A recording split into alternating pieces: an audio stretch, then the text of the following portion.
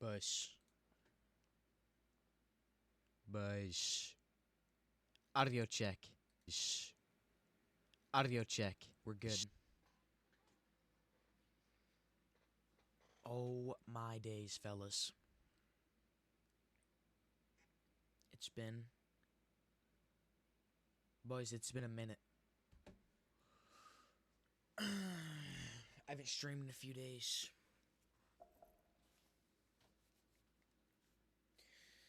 Alright. Boys. I have not streamed in a few days, boys. I get that. And I'm sorry. But today for y'all boys, we have reactions. I got like 1, 2, 3, 4, 5, 6, 7. I got 8 videos for y'all today. Stream's probably gonna be like 3+ hours. Alright boys. Here is a video rundown. Where's my face cam? Why is my face cam not on here? Are we serious right now? Hold up. Boom. Boom. Boom. Boom. Oh. Why the flip? Alright. Why was my face cam not there? Alright, boys. Video rundown for y'all. We got Guess the Undercover Cop. Roblox Predator realize he's been caught. I illegally hid in public places. Dumpster diving addiction. The poker X-ray hack that stole $22.5 million. Cops discover their colleague has just been murdered. Outdoor YouTubers who didn't return home. And finally, the kids who hacked Xbox. Boys, that's a lot of videos today. A lot of bangers. But yeah, guys, I think without further ado, we just jump straight into it. Alright, boys. Alright, first video of the day. We got Guess the Undercover Cop by Law by Mike. I love Law by Mike, dude. If I ever... Oh, never mind. Shout out Law by Mike, dude. Alright, let's check it out. 8 people are claiming to be undercover cops, but only one is telling the truth. Our job is to figure out who that is. We'll be using psychology, a crime scene recreation, and even an interrogation to find out who's the real undercover cop. All right, let's bring them all out. Woo! Is that Gideon, bro? Oh, wow. Oh, man. Oh, This guy's very serious. All right, for each one of you, please tell us your name, what you did when you were undercover. You have 15 seconds. my name is Kevin Donald. Off rip. Alright, it's not this guy. Off rip?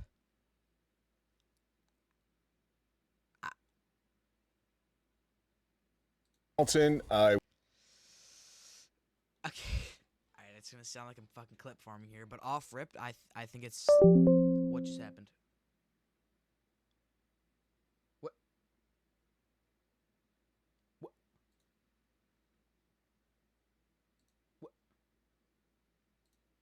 What just happened? Alright. Off rip, I think it's 7 or 6.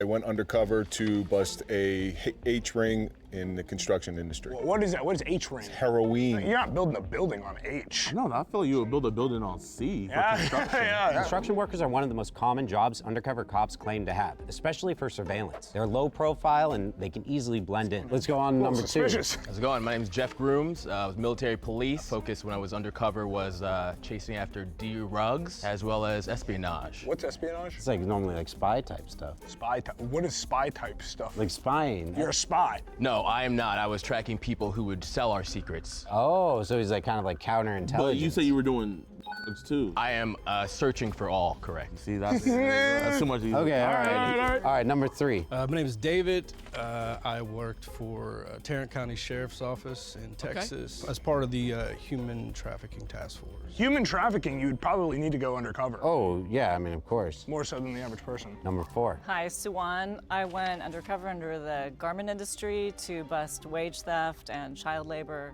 and labor trafficking. Where was the garment industry? Garment industry, downtown LA. Okay, here in LA. All right, number 5. My name is Matt. I was embedded with the Mafia for 2 years and then 1 year with domestic terrorism. That's heavy. The Mafia is like actually... Mafia and terrorists. Number 6. Name's Floyd DeHonick. Was embedded with a... Sorry. Man, I don't know. Forgot the script already. Oh, no. No, it's my first time kind of on camera like this. That's why. Do you need your lines? No. Yeah. We're Toronto messed Police. up, bro. I was working as a bodyguard undercover to embed into a $40 million crypto scheme. Floyd, I'm starting to wonder about you. We'll go to number 7. My name is Paul. I work for the DEA, Skull Force Task Force. Skull Force Task Force? That's from Call of Duty. Yeah, no. And what did you do for your job again? I worked as a janitor inside of a school trying to catch a ring. Oh, so School Force. What? School Force. I heard Skull Force. I heard Skull Force. And number 8.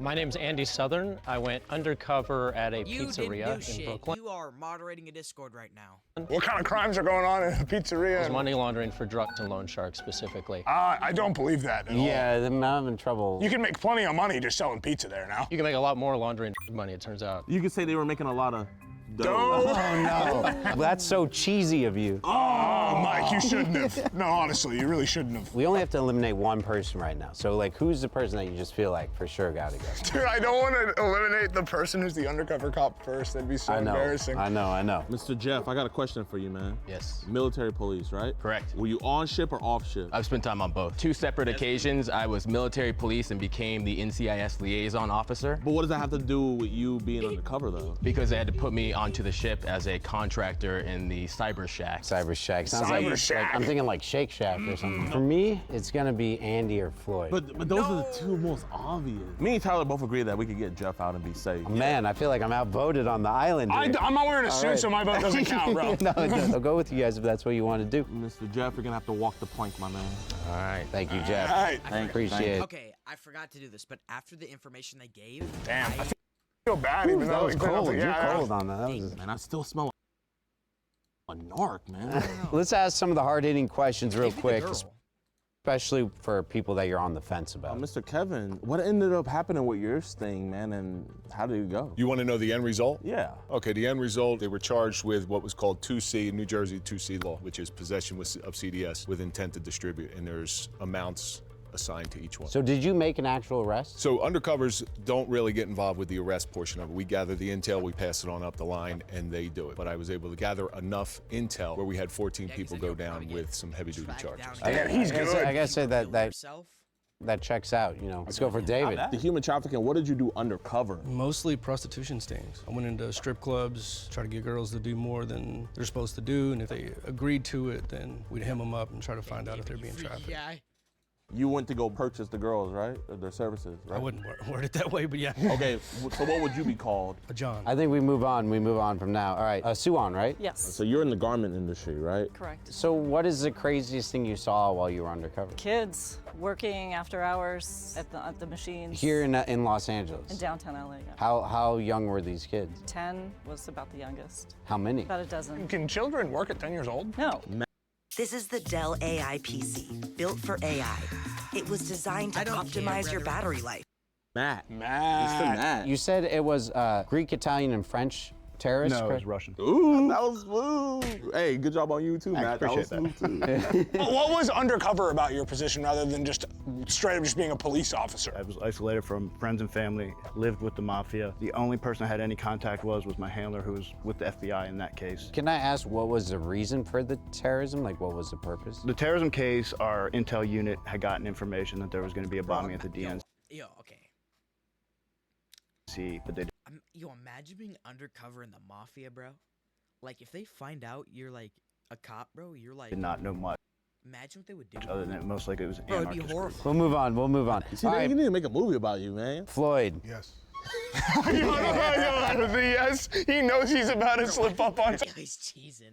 something. What kind of crypto was it? Oh, I didn't deal with any type of crypto. It was all currency. And, He Canadian. told me You it was literally said crypto. crypto. It was well, the guy was dealing with crypto, but I didn't know any information about the wallets that he had. I wrote down crypto. You said crypto. I didn't write bro. down anything, but Because I he was remember dealing that. with crypto on the back end. However, he translated that money into crypto. But as far as I dealt Floyd, with, I don't like liars, man. I can't talk to I'm you not no more. lying. Mike talked to me, man. I don't know, man. He was already flubbing earlier. I wrote down that he Dude, that's my pick, bro. Be kind. talked about crypto. I remember him saying something about crypto. I feel like he's backtracking on it. I feel like that's all we need, bro. All right, we're moving on. All right, Paul, school force. Any questions? How many busts have you done? Oh, I've been in the DEA for 29 years, so I would say somewhere around 100. I was a janitor, so most of my day wasn't as a DEA officer. My job was to listen and report. Do you know what a code 6 is? Yeah, it's emergency. Is that true?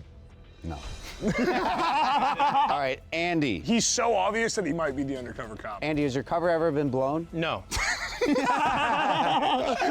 How do you avoid blowing your cover? You'd be good. You be good. There's no way a cop would talk like that. No. That's why I was good undercover. How old are you? I'm 32. Full disclosure, I was fresh out of the academy about a year, and they He's asked me to be part of this task 32? force because I was the only person who looked like he Bro, could no, he's work not in a 32. pizzeria. All right. I believe him, man. All right. I think trust this guy. I'm serious. There's no way. We gotta eliminate someone here. For me, it's either Floyd, Paul, or Andy. I just want to see how much Floyd can keep on messing up, so I kind of want to. Yeah, Floyd is really entertaining. I think then we probably go with Andy, unless you're really fooled by him. Are you really fooled by him? He's full. He's like so obviously not it that I don't want to vote him off. Like he could Yeah. be this doing. He could be I'm doing a down to secret. vote agent. Paul. So is it? Are we doing Paul then? Yeah. We're getting rid of Paul. Are we Yeah. getting rid of Paul? Oh man, I'm sorry. All right, but Paul. Thank you. we need you to go back undercover, man. Yeah. Into the shadows. All right. All right. For this round, it's called Red Light, Green Light. Each of us, Tyler, Gideon, and I, will pick one of the contestants we think is an undercover cop. If any of us are right, the lights turn green. If we're wrong, it turns red. This is our chance to narrow the field and find out if we're getting close. Andy, if someone asks if Listening, I'm so sorry. one of the contestants we think is an undercover called Red Light, Green Light. Each of us, Tyler, Gideon, and I, will pick one of the contestants we think is an undercover cop. If any of us are right, the lights turn green. If someone asks if you're a cop, what do you have to say? I'm not a cop. I think he's the undercover cop. Are you sure about that? Yeah. What would you say? I'm not a cop. You're a cop. Floyd, what would you say? it's the same thing, but I never been asked that though. Floyd, you a pig? I want to hear everyone's cover up. Matt. Actually, you gave the right answer. It's, now, are you the police? No, are you the police? That's what you would say, Matt. Yeah. Has that ever happened where you were like, you had to do something like that? So with prostitution, a lot it happens. Sue Wan, did I say that right? Yes. Have you ever been burned before? No. What would you say if someone was? What are you talking about? I mean, that's probably what I'd say. David. The idea is to deflect and accuse, so what he said is right. You just accuse them of being a cop. Kevin, what would you say? What would you say if you were caught undercover? If somebody's pressing me when I'm undercover, that means I'm not doing my job. There is no slip-ups, because you gotta understand, I slip up, I die. So you never even had a close call? Nope. I feel like it doesn't matter how good you are undercover, there's always gonna be a time where someone might ask. But if they ask me, This guy's like, he's either mad smart or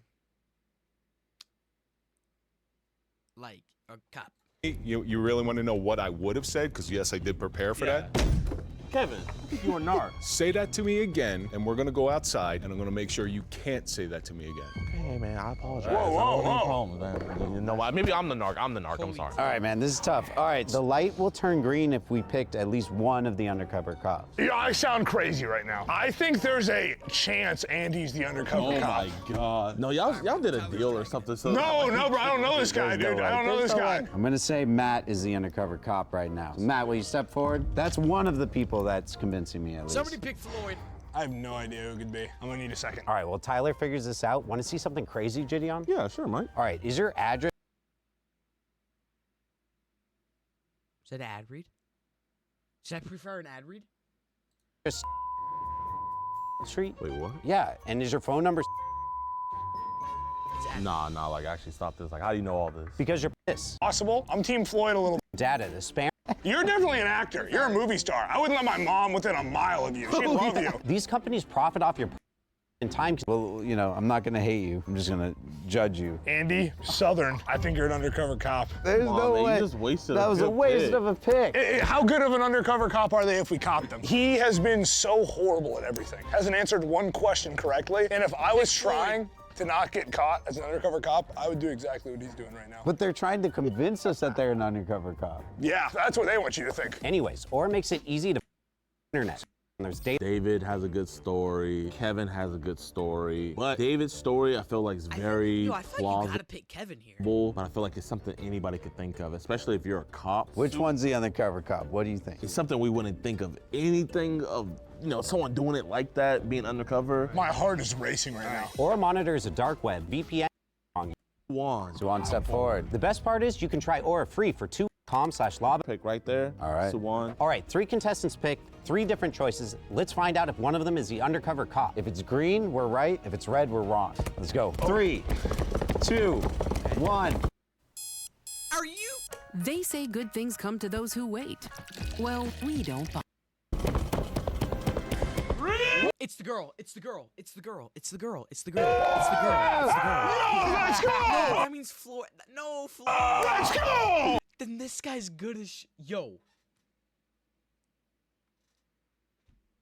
My boy. That means my boy Floyd. I was just wrong. I like Floyd, bro. He seems like a cool dude. This guy is like, just like, wants to be an undercover cop, is hella smart, or watches too much movies, bro. I think it's the girl.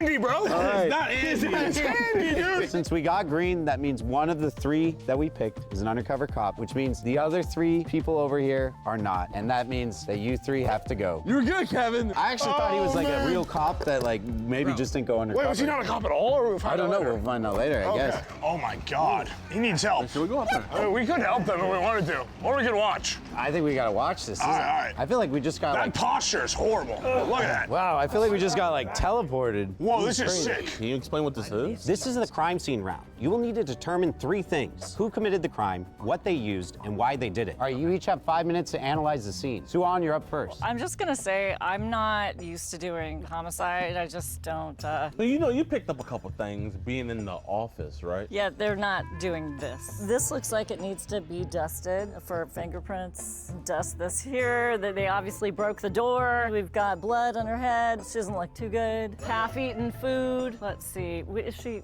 Yep, she's dead. Okay, thank you very much. Check that first. That's the first thing. Well, I mean, she looked pretty dead coming in. She was very pale. Let's see. It looks like there's a. Aren't you like not allowed to touch the body? Shoe that Is has that like a thing? Some It's like mud on it. So obviously there's dirt on her. yeah. Hold it up. I might have just cooked, or I'm just yapping. Buddy, can't you like not? Yeah. Her top, the dirt I from don't think it's her then. the shoe that matches up. So maybe we should inspect the garment since that's your specialty. That's very facetious of you, and thank you. Because, okay, I either might be yapping or I'm a genius. But the patrol officers get there first. So they would assess the scene and try to get people alive, right? But if they were dead, they would leave them there and wait for the investigation. Wait for the forensic team and the detectives. And they wouldn't touch the body. Did I just cook up something? For All right, asking- sorry for yapping. Me that I'm not going to check for sewing, so we're good. Obviously, she was ready for a trip. Oh, and here's a note. Oh, goodness. Oh, it says, Ronnie, I love you forever. Okay, so whoever wrote this note, that's a very good indication of a person who might be involved. There's a wrench, so that's a good possibility for a weapon. Okay. All right. Suwan, tell me the who, what, why. Okay, just based off of the letters, Boyfriend. we're going to go with the boyfriend. Yep. Boyfriend. Okay. Boyfriend, okay. We're going to go with that. All right, you got the wrench. Wrench. The boyfriend with the wrench. All right, and why? New love interest. Ooh. Where did you deduce that? I did not look into it too deeply, so I'm inventing a story for you guys. So when you're preserving evidence, what is it called to make sure that you log properly every step before it goes to court? Keeping, yeah, I don't have a word for All you. right, chain of custody. I thought maybe she would know that, It's because not it's her, kind of boys. like important. It's not okay. her. Okay. All right. Thank you very much. Oh, hey, how are you doing? All right, how about yourself? Great. Got a murder scene here, maybe. Matt, get to it. Show us what you got. So have you ever been at a scene where there was a murder? Yes, I have. I was very confident. How many have you? So I was a homicide detective for about 7 years. So first thing, number one, I'm gonna have somebody, we have a crime scene tech with us, and so I'm telling them what they're gonna do, and I'm gonna look at this and here, and I want fingerprints of all of this, especially the doorknob, since it's on the ground. I'm not touching anything. This is really dusty, so you want fingerprints off of that, that's easy. You're gonna collect the glass bottle, see if there's any blood on it. Obviously, she's got blood at the top of her head, that's easy to see. What are you looking for right now? You want anything that's possible evidence, and I mean anything. It's not just like you have a key there, that stuff that you wouldn't even think of. There's a used napkin over there. I'm taking the napkin. You don't know who was using it. Obviously, the food's coming with me. Obviously, it looks like there was a struggle. Why aren't you checking to see if she's dead already? The way it'll go out, patrol comes, right? Suspicious incident. Once they clear, they will clear for anything that could be dangerous, anything like that. Another person's still in here. The murderer's still in. What did I tell you? Don't type pre-watch. In here. They come back, they rope the scene, and at that point, we're getting a phone call, or they call dispatch. That thing about check. I cooked. I actually cooked. Gonna make sure that I actually cooked. there's not someone else there. Like, that makes total sense, right? All right, so now, obviously, she's got a purse. I would normally open up the purse and see if I can get an ID out of it. So we have a side note. All right, so I also have this, so I'm gonna compare, do a quick comparison. I'm not an expert by any means, but just to get an idea, does the handwriting look the same? Yo, he's good. This is nothing compared to what Andy's gonna do, I'm telling you. So you think that this was self-inflicted so far? No, I don't. You don't? But if it's suicide, there has to be a murder weapon. I don't see a murder weapon. I've got a wrench over here, it's clean. What'd you find, Matt? So there's a therapy thing. Obviously, it's relaying that she could have some mental health issues, which could lead to depression and suicide. I don't want to go by that because if anybody wanted her dead, that's what you're going to do, is make it look like it's suicide. As of right now, I would still label it a homicide. It doesn't look like that. We got a busted open door, signs of a struggle. Especially since I don't see a murder weapon and won't touch the body till the medical examiner gets here. All right. Wow. All right. Nice. Nicely done. All right, do you need to know how to do that in order to be undercover? There could be a possibility that there could just be a couple cops. Yeah, they could have just thrown in cops. You're absolutely right. Yeah, this is gonna make it harder. All right, Matt, give us a who, what, why. All right, I looked at the wrench. Oh. Who said, did Tyler say? Tyler cooked. He said, do undercover cops have to do that? And then Mike said they could have just thrown in cops, but not undercover. With no blood on it. Granted, looking at the hammer, there's no blood on it either. So I'm gonna true. go with the obvious and say the boyfriend, because it's always the boyfriend. Okay. With the hammer. All right. And she's cheating on him. Classic. Classic. Thank you. I'll show you how it's done. Thank you, Andy. All right, Andy, start. I'll just sort of talk it through with you guys. Yeah. Wait, no, guys. Give me a second here. The doorknob's off. Grab the gloves. Andy, you were my pick. Just remember that. Listen, You're embarrassing I'm about me. to prove it to you. So the doorknob clearly was knocked off. You should touch it just to like make sure it was knocked off. Yeah, I was getting the blunt Yo, it is. object of some sort, clearly. We have a deceased corpse. Okay. Okay, that's good observation. I like that you said deceased and not dead. That was fancy. Yeah. So do you know what you're doing right now? Yeah, just basic technique. So you sort of. Experience more with Atmos Rewards. Gatorade Zero has the #1 proven electrolyte blend with zero sugar, designed to hydrate. You think there might be some fingerprints? You're not going to be looking for fingerprints right now. I think the only fingerprints are gonna be from him at this point. I see a wrench, but the wrench not bloody, so clearly we can rule him out as a suspect. Yo, Mike, give me some credit, bro. This guy's a genius. Oh, a note for Lizzie. Sorry if I scared you the other night. I wasn't trying to. Whoever wrote this is the killer. What does it say? It's very disturbing. You've been on my mind a lot lately. I know we haven't gotten to know each other, but I see you in the hallway and I feel like we understand each other. He says he's in 3B. It was Ronnie in 3B. He's an obsessed stalker. I just need the blunt object, and this whole thing's a wrap, gentlemen. No, man. He's the fastest detective. Yo, I'm telling you guys, you're sleeping on Andy, bro. Oh, yeah, so there's a contusion is the word. Oh, wow. So she has no hair. That's interesting. I'm starting to think Ronnie killed her because he realized she was wearing a wig. That's your... Well, I'm not complete yet. I haven't. We're looking for... Gentlemen. What happened? Wait. Andy, you're a genius. No one pointed that out. Oh, bro, he's the best. So the pieces are together, so I'll play through it. Okay, yeah. Ronnie's over here. I'm guessing 3B's next door, so he's listening in. Down. Why is he just holding the murder weapon with no Okay. gloves? He hears the hum. One of those. Yo. Hey, and then she turns and the wig fell, and then he was upset. Oh. He's, dude. Bang, bang. Contusion. Then he sort of, one of those. Andy, don't you normally wear gloves when you go investigate a crime scene? They didn't give me any. They were right there. Oh, well, so first you grab the gloves.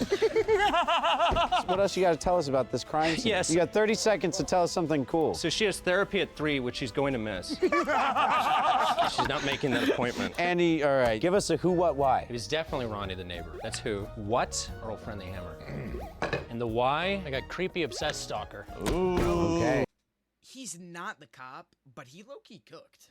All right, Andy, when you're preserving evidence, for court, right? Naturally. What is it called? Chain of evidence. Chain of evidence? Is that the proper terminology? Yeah. Have you ever heard of chain of custody? I've heard of it. All right, thank you, Andy. Thank you so much. The fact that you said chain of anything was impressive. He did fantastic. Besides the gloves, yeah, he did do a really good job. Yeah, the gloves are pretty terrible. That was bad. Wait, what was the story? All right, here's what actually happened. Earlier that day, the victim went to therapy. She had made a decision she was going to leave her boyfriend. Her suitcase was packed. She'd even written a note telling him she was leaving. But before she could walk out, he showed up. He said he just wanted to talk, but when she told him again it was over, he lost control. He grabbed the hammer from near the bed and threw it at her. Afterward, he panicked. He flipped the chair, cracked the lamp, misaligned the door latch, trying to make it look like it was a break-in. But there are no signs of forced entry, and the story didn't add up. The person that committed the crime was the boyfriend. He used the hammer, and he did it because she was leaving him. So it wasn't Rodney? It wasn't Rodney. I'm still not convinced. Andy got 1 of the 3 right, and Suan got 1 of the 3 right. So Matt was the closest. He got 2 of the 3 right. Oh my gosh, So this is tough. based off that, I say we got to keep Matt. Yeah. Andy knew the whole chain of custody thing. I mean, he was closest to it. He understood it. Suan, you're still my Bro, dude, Tyler made a good point, or whoever said that. Like, are they supposed to know what to do? Like, they're just undercover cops. They're not homicide detectives. The majority of the rules. I can't do anything about it. Suan, you have been eliminated. Suan, I know it's you, though. We'll find out. All right, thanks, guys. Thank you. The judges and I have an idea of who the real undercover cop might be, but we have to be sure, which means one thing, the interrogation. It's all been leading up to this. Let's go. Yeah, it's Khabib versus McGregor, bro. Let's go. All right, so this round, you're going to interrogate each other. You're going to see who can poke the most holes in the other's stories. Let's begin. Hey, where'd you say you grew up again? Chicago. In the sports? No. No sports? You don't like sports at all? No, I mean, I played baseball for a little bit. Hey, what was the name of the pizza shop? Carmen's. Carmen's. And where was it again? What street? It was in 7th Street. And what was the guy's name that I can't remember? Oh, Vincent. Very cool. Yeah, he was a real... Andy seems a little nervous. What'd you do for him? Oh, well, I started as a dishwasher, went to the dough. How'd you make the dough? You need it. I know you need it, but how do you make it? He said, you need it. Flour, water, time and pressure. I definitely see the pressure on Andy right now. Hey, Andy, come on. Andy, Get back. this is a back and forth. Go back and forth. You hit him back with what's going on. Oh! Yo, Andy, bro. Oh, get him, Andy. What was the name of the first mafia group you were with? I don't really want to go into that. All right, second. Greece. We can say Greek. How about that? Greek, okay. Oh, okay. Yo, Andy, what happened? He's just throwing that off. That's all. Yo. You got Matt broken. Keep pressing, Andy. All right. What was your badge number? Badge number. 2738. You did terrorism? Or you did... Let me rephrase. Is it hot? There we go. That's not bad. The domestic terrorism, what year did that happen? That was 2011, 2012. And were you successful? Yes. What street were you on when you found out you saved us? I'm going to say Tryon Street. Mac, what are you? You're on defense this whole time? Let's see some offense. All right, so what was the deal with the chain? The chain Why was do you a have gift. It was on the first year that I was at the pizzeria. They gave it to me as a sign of trust and good faith. What were you looking for in terms of criminal activity? The nephew of the owner of the They place wouldn't came give you the pizzeria after working there for a year. in late at night, and they'd run false transactions after everyone else had left. What was the name of the nephew? Also Vincent. The owner's Vincent, and then the two It's nephews. Vincent, Carmine, Vincent Jr. I took photos of the ledgers after he left to drop off the money at the house. Did we hit the other house? Yeah, we hit him and we got them all. So what'd you put in the search warrant? Dangerous activity. All right, Matt, can you tell me the Miranda rights? See if I can get them all. You have the right to a lawyer, or you have the right to remain silent. You have the right to a lawyer. You have the, if you cannot afford a lawyer, one will be appointed to you. You can stop answering questions at any time. Nah, I think I'm missing one. But Oh, I'm pretty sure Andy knows them, so maybe we just. I don't know. Let's hear Andy. You have the right to remain silent. Anything you say can and will be used against you in a court of law. You have the right to have a lawyer present for any questioning. If you can't afford a lawyer, one will be appointed for you. Do you understand these rights as I've read them? If you don't say that, there can be issues because you have to ensure that they're understanding what you're saying. Ooh. Okay. I mean, Andy's just This like, was good. His was just more right, smart. but like I was expecting Matt to have that. I don't know. All right, we've heard enough. It's time to vote. I'm ready. Get it. Do it. Cook. All right, guys. What are we thinking here? My heart wants to go with Andy, but my brain wants to go with Matt. I think we got to Drop vote it. off Andy. I think the person it was has already been voted off. There's a possibility that could be true, but for right now, we got to vote off Andy. We gotta vote off him. All right, Andy. man, I'm This sorry. hurts a I lot. understand. Nice job, Andy. All Thank right, you. let's bring everyone back. Dude, this suspense is killing me. I'm so excited right now. You ready for this? Ready. All right, it's time for the truth. Will the person who is the real undercover cop please step forward? No way. Obvious. Yes! Man, Matt, you're good though too. He's a good actor on top of it. None of us know the Miranda. Just so you know, I've worked every kind of undercover case you can possibly work, but my claim to fame prevented a bombing which they believe would have killed over 100,000 people during the DNC, and I got the Medal of Valor. That's incredible, man. Thanks for watching. He's a damn Comment below if you superhero. spotted it earlier than us. And big thanks to Gideon and Tyler for helping out. Subscribe, and if you want to watch another video like this, click here. W video. Hey. W video, bro. Shout out Law by Mike, dude. I love his videos, dude. All right, boys. Significant. Nope. Hold up. All right. All right, boys. Next video of the day. We got Roblox Predator realizes he's been caught by EWU Bodycam. Shout out EWU Bodycam, bro. I love these guys. All right, let's check it out. There's been a significant amount of information provided to us related to child being accessed. Guys, we're 7 seconds into the video. Right. Specifically from your home Wi-Fi. Where were you talking to him? I believe on Roblox. Mm-hmm. Just one? I think it was like When the gaming platform Roblox flags a user for deeply disturbing content, investigators trace the account to a 17-year-old whose activity was Roblox is like that. Roblox is not messing around. Y'all heard that? It flagged the account and notified law enforcement, and they tracked his ass down. Don't be doing weird shit on Roblox, y'all. Come on now. only the first move in a larger scheme. In the chat logs, they find explicit conversations with children, On Roblox, each one brother? pointing to a predator who's been operating undetected for far longer than anyone could imagine. How often were you having these conversations? Probably about like 4 to 5, almost every day. I really didn't keep count. The following is based on official police records, and the footage has never been seen before until now. Please note that all persons charged with a crime are presumed innocent unless and until proven guilty in a court of Not law. this guy. On April 16, 2025, Marion County Sheriff's deputies and the Ocala Pronounced Police a few Department months SWAT team combine efforts to serve a search warrant at a Florida home. Based upon the facts set forth in the affidavit, I find there is probable cause to believe that the following laws have been violated. Possession of child. The suspected perpetrator is 17-year-old Christian Edward Scriven, who's placed in the back of a patrol car with his brother. Hopefully we're not going to jail. I don't think you won't. Huh? I don't think you will. Oh, you. I probably will. He knows. Why with that? Love you. Love you too, Dominic. While his brother Dominic is not questioned about the case due to his intellectual disabilities, Christian and his father are each interviewed separately in recorded sessions with a detective from the Internet Crimes Unit What the fuck is this shirt? What is this dude's shirt? and a Homeland Security investigator. There's been a significant amount of information provided to us related to child being accessed. Right. Specifically from your home Wi-Fi. The dad probably had no idea. Your kids was to be involved, who you think it would be? Christian. Dominic, no. Christian, yes. Because he's done it in the past, he's going to do it now, if he's going to do it. Though they spare the details to Christian's father, what they're about to uncover is even more serious than accessing explicit materials of children and involves a disturbing and calculated pattern of predatory behavior. Before confronting Christian with what they know, they read his Miranda rights. You understand those Yes, rights? sir. Okay.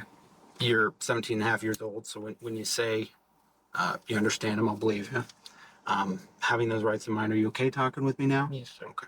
When did you get your phone? Sometime last year. My dad gave it to me because I've been doing good in school. What kind of games do you play on your phone? Roblox, Clash of Clans, Clash Royale, card games mainly. Okay. Why do you think I'd be asking that? Because something happened, if I'm not mistaken. In February 2025, Roblox reported Christian's chat logs to the National Center for Lost Shadow? Oh, that's the kid this is the little kid he was talking to. Directing children to blank their younger... What the fuck? Oh, hell no. And Christian directing children to blank their younger siblings in a vile manner. Oh, fuck no. This kid's a monster. missing and exploited children. Roblox is an online gaming platform where users, primarily children under 16, create and join games known as experiences while playing as customizable avatars. Christian regularly entered these experiences under the username Lost Shadow. Where'd that come from? A name that I thought of. Okay. I don't really remember. I just thought about it. It popped in my head. Yeah, it seems kind of foreboding, you know, just like when you Lost Shadow, just ooh, you know. No, like I'm like a Sonic type fan, so I think that's okay, why. so it's Shadow from Yeah, Sonic the I Hedgehog. think so. Okay, that makes sense to me. What do you Cop knows ball. think happened? You said you think something happened. I was talking to a kid Christian, don't say that, brother. That doesn't help your case. Christian, you need a lawyer. Oh, Christian just messed up. He's going to jail. That's all they need. That's all they need. Happened. You said you think something happened. I was talking Right here is all they need. He's in jail now. to a kid, but I really didn't know if it was like somebody who was under my age. And some things have been said, and it led to that right now. Okay. Where were you talking to him? I believe on Roblox. Mm-hmm. Just one? I think it was like Oh, Christian, buddy, get a lawyer. Oh man. Mm-hmm. I'm not trying to defend this kid, but this is just dumb. Yeah. And what'd you guys talk about? Like pictures and all that. Oh, Christian. Yeah, bro, this guy, yo. And so you talked about pictures. When we say pictures, what do we mean by pictures? Like dirty pictures.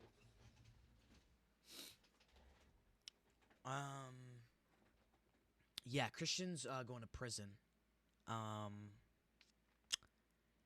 And I believe in prison they don't frick with pedophiles. So yeah. They got all the incriminating evidence they need. He's going away. I believe. Okay. Were they all your age? They said they were. Well, not all of them, but some of them said like 15, Come on, 17, like around that range. In one conversation reported by Roblox, Christian tells a child with an undisclosed age that he is 15 years old and asks unsettling, age-inappropriate questions. When you lied about your age, what age would you say?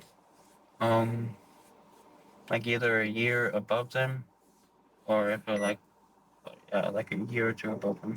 Just in a sense, so they would be comfortable. Now, brother, you're 17. If they're 15, he's lying about that then. Type deal. So if they say they were 13, you say, "Oh, I'm 14." Or 15, yes, sir. Gotcha. I didn't even think of that. Okay. I'm being honest with you. What if they said 10? I think I said only a few, about 12 or so. Mm-hmm. But other than that, I probably skipped. So it will be safe to assume, and correct me if I'm wrong, that basically you wanted to continue that conversation, so you don't want to scare them with this age, so you put yourself at a lower age, so they will continue talking. Something like that, sir. When the child doesn't share her own phone number, Christian gives his instead. Since Roblox prohibits the sharing of phone numbers, Christian tricks the filter by sharing it a few digits at a time and instructs the child to text him. You share a bedroom with your brother? Yes, sir.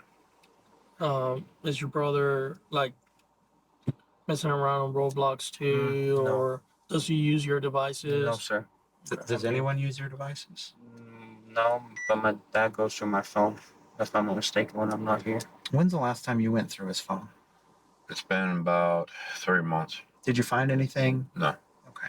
It's just I find numbers in there that are not in his contact.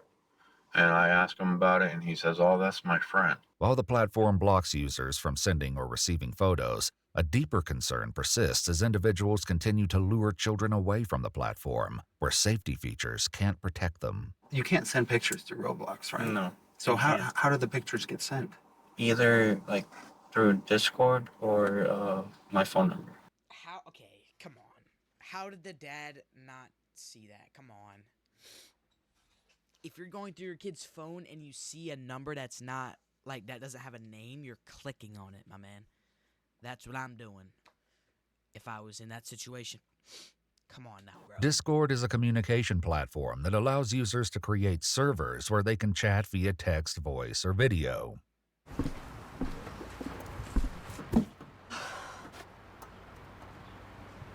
How you end up in Discord? I give a shit about that ad? Come on now.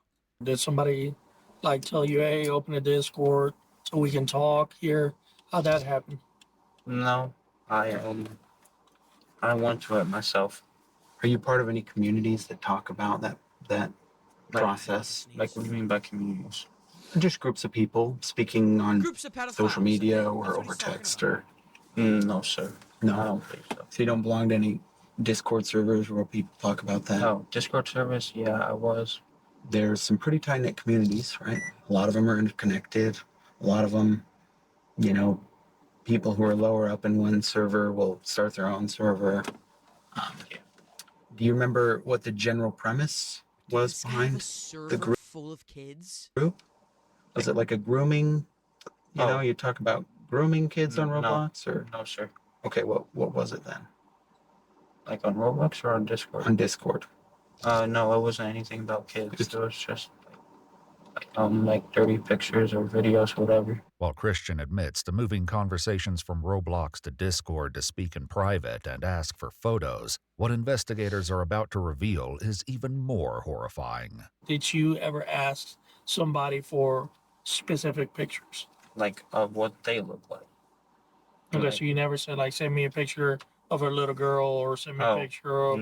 No, sir. What about, do you ever tell anybody to do anything with other people? Like tell them to do something to somebody else? Mm-hmm. I don't know, sir. I think you know. I think you know what I'm talking about. Well, there's a conversation that I was provided because it rose to a level of concern that was pretty high,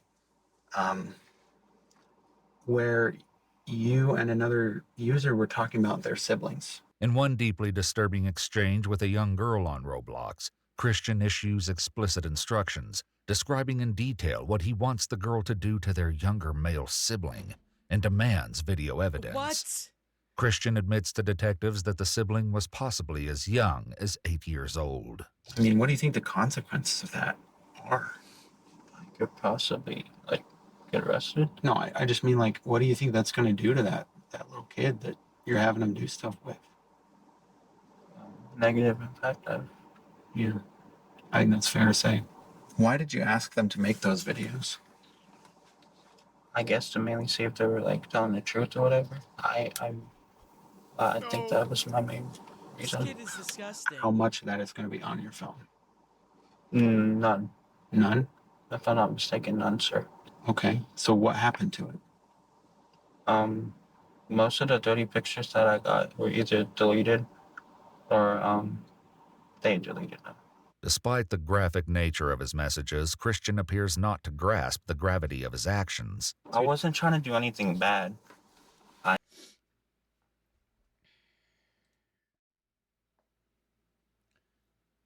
You weren't trying to do anything bad, but you were telling kids to be weird with their siblings. You're a monster. Bro, how can you say that, bro? How could you say I wasn't trying to do anything wrong? How could you say that? Seriously. I think I was just like. I mean, Christian, I'm gonna be honest with you. I don't think that that's believable or fair for you to claim that you weren't trying to do something bad. Thank you, brother. Last time I'm pausing. Sorry for yap. And I'm not trying to be rude. I'm not trying to be condescending, but I think it's important we are clear in here that is a lie. Is it fair to say? I mean, yes, sir. And are we gonna find you speaking with any kids on your phone currently? No, sir. No. When did it stop? Like I think it was like a few days ago, a week ago, something like that. And what made you remove all those conversations? Like Discord? Or just what made you stop? Server get banned or wiped or? Roblox, my main account did get banned. Yeah, for being a weirdo. I've been getting like warnings.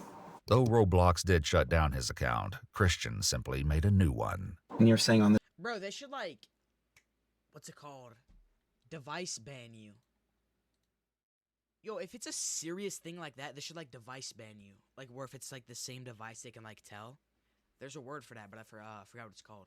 But that's what they should do, bro. If Roblox banned his account for being a pedophile, that's like a serious ban offense. You shouldn't be able to make a new account. All right, I'm yapping. This new account, you did not try to talk with any kids. On this new account? No, I did, sir. As the conversation turns to how many children Get a lawyer, please. Christian may have targeted, Try. At least try to deny the it, scale man. becomes overwhelming. From the content that you received, like for real, how many of them were like young girls that you know I shouldn't have done this?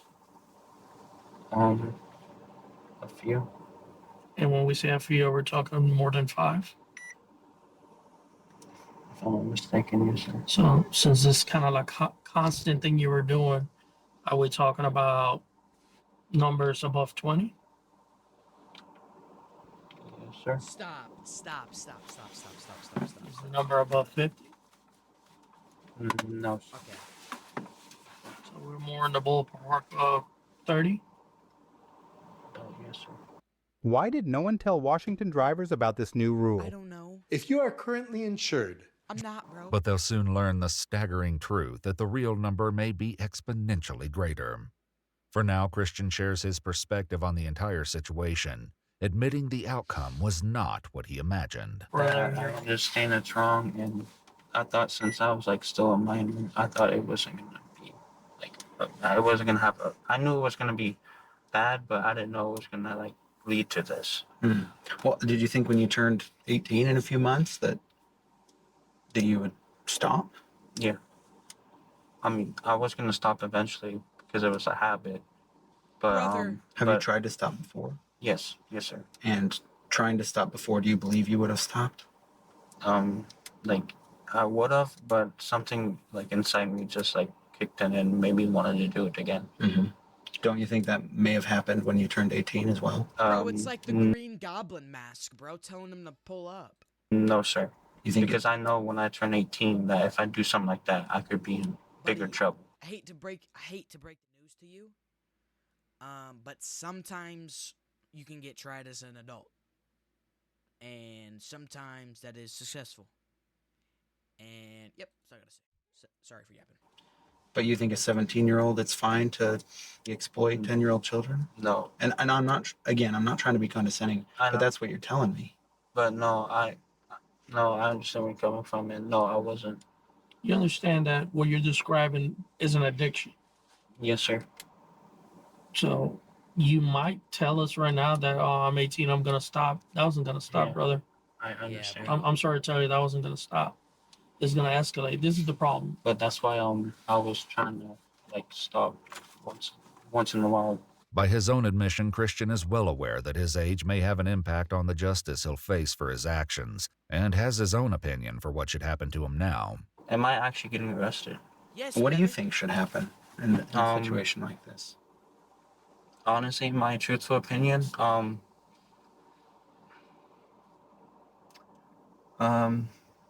like I shouldn't go to like jail. But I think for my actions that I've done, I think I should like know what it's like to like go to jail. Do you guys have any water? I got water. It's not cold, but you can have some. That's fine.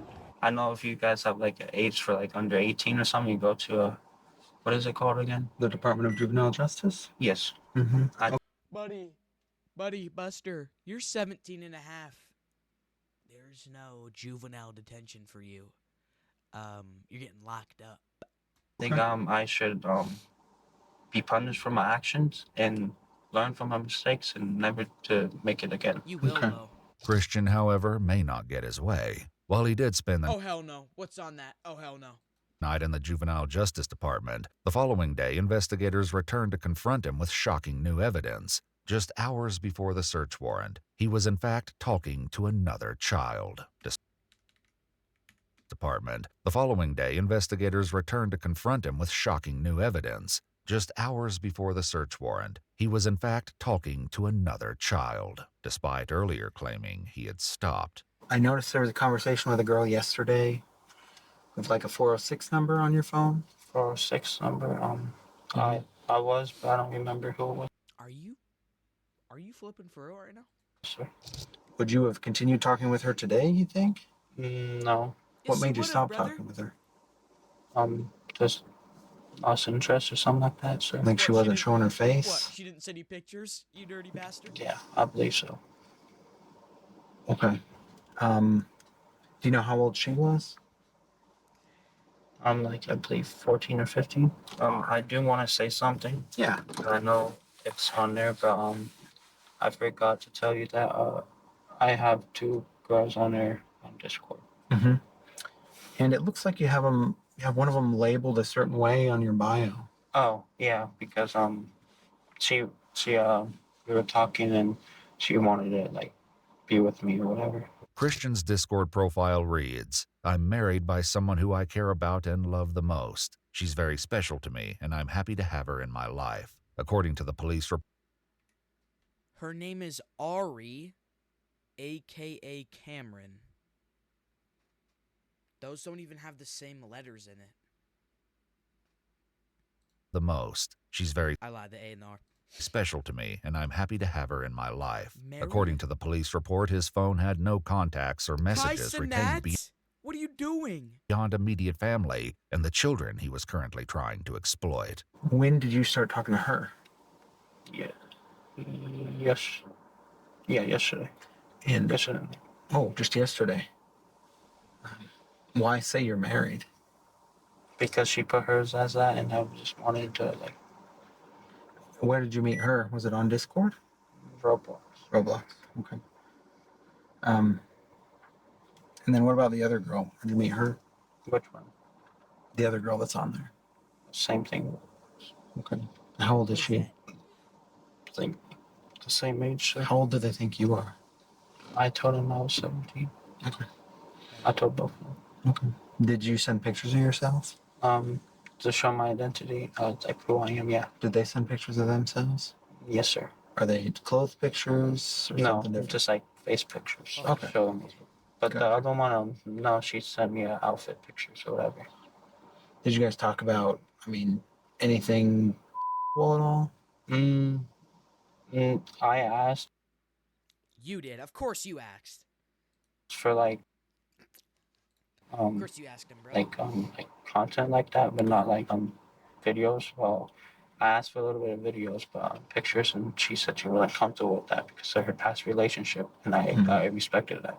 When asked once more about the number of victims, it becomes immediately clear that the number of children Christian was able to reach and exploit is far beyond what anyone could have imagined. How many, a day of these people would you talk to? Because, seeing that you have the 2 on the Discord and you have the 1 just from yesterday, and then, there's a lot in the deleteds, but it looks like it's quite a few.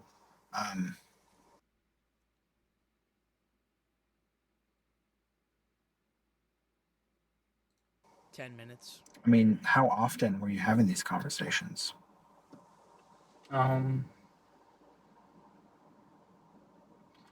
Probably about like 4 to 5, almost every day. Okay, 4 or 5 almost every day for the past year? Almost, yes, sir. Okay. So probably a little bit more than 50 then. What? I really didn't keep count, so probably. The investigation uncovered conversations with children in 20 different states. But that's like, dude, that's like last month, bro. I attacked cybersibling to this case, which includes for missing. It's in multiple countries, and while attempts were made to What? conversations with children in 20 different states and multiple countries.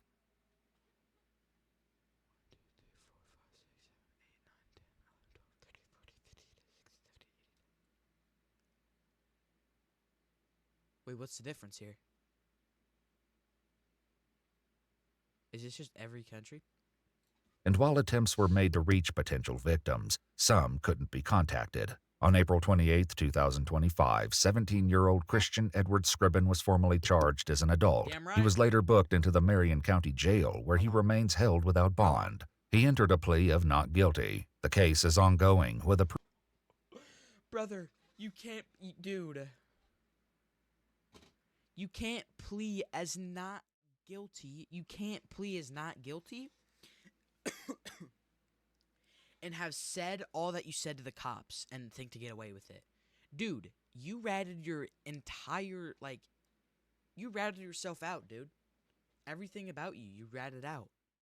You can't plea as not guilty after that. pre-trial conference scheduled for September 9th, 2025. If you'd like to see select new videos early and help us keep uncovering case files that rarely come to light, you'll find extra footage and unseen details on our Patreon channel. Hey, I like that video. Dude, that guy's weird, bro. Hey, good video. What? WEW Buddy Camp, bro. I love those guys. Yo, but that guy's weird, bro. I don't even know. How you gonna claim not guilty and you're telling the cops how many girls you talked to? Come on now. All right, boys. Next video of the day. I illegally hid in public places for fun. Is this incriminating evidence? I'm not too sure, but anyway, let's check it out. This is one of the most heavily guarded Sorry about the boys. stores in the country, and today I'm gonna be living here, along with a ton of other banned places that'll surely land us in jail. The only rule, we must stay overnight. For legal purposes, we're at Seven Flags Magic Mountain, one of the most heavily guarded amusement parks in the country. And we're sleeping here until they reopen the park tomorrow morning. They literally have a sheriff's station sitting right outside the park, so if we get caught, it's immediate jail. Okay. Johnny and I have our camouflage clothes, compact cameras, and a dream. Oh, and Sean's pulling up here any second. What are you wearing, bro? Wearing, bro? You guys are dicks, bro. I knew you guys were gonna do this. Hold on. That's why I brought this. We texted Sean dressed as Mr. Incredible, and we were gonna be superheroes together. Dude, I knew you guys wouldn't let me be Mr. Incredible if this was real. Oh my God, stop no it. sympathy. No, for real. He always does this. He's trying to get the sympathy card. All right, boys. Seven Flags, here we go. Okay, there's the sheriff's station. I pray we don't end up in there tonight.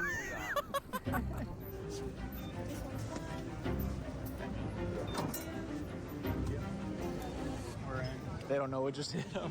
Excuse me? What time does the park close tonight? 9 o'clock. What time does it open tomorrow? 10:30. Okay, cool. Thank you. I'll see you tomorrow. I was about to say stalking. Yo! Yo! What's up? What's Wait, good, are you player? filming? Yeah. Say what's up. What's up? Can you put me in the video? Dude, yeah, you're gonna be in. Say what's good. What's up?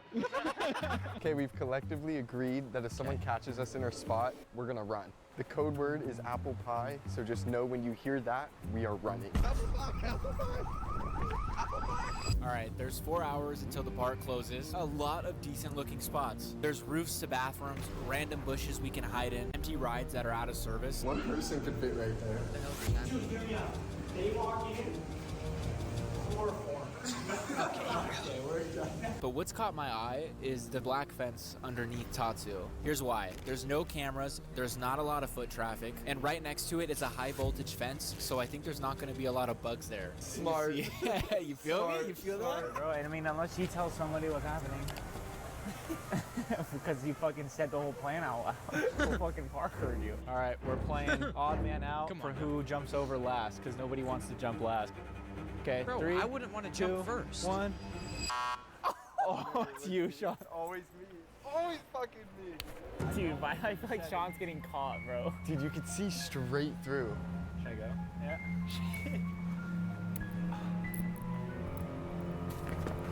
Oh my days.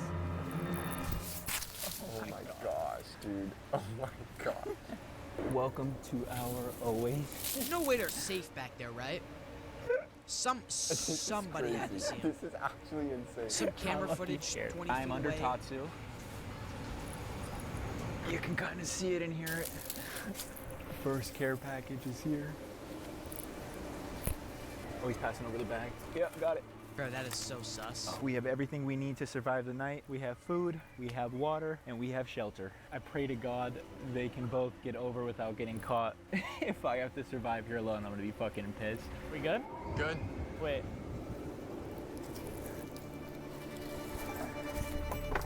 Oh my God. Go. Go, go, go, go. Oh. You hurt yourself? Bro, if I'm the third guy, I'm walking out of there and I'm telling the cops. Oh, wow. All right, Sam and I are in our oasis, just waiting on Sean. We have our food, we have our water, we have our camera equipment, and we have friendship. All right, I'm about to go. You got this, man. Lock in.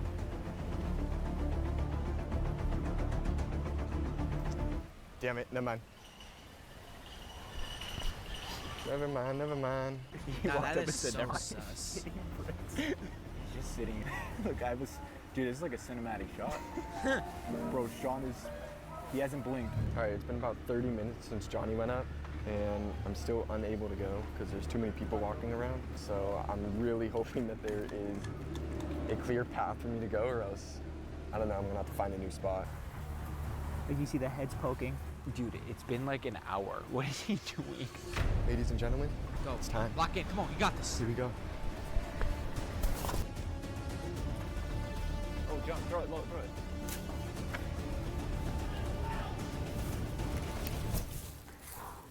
Holy shit. Are you sure no one saw you? Sure, there was nobody there. Okay, nice, bro. Bro, They did it. that took forever. They made it, boys. It feels like we're in a war zone. It's so true. Smells like chicken.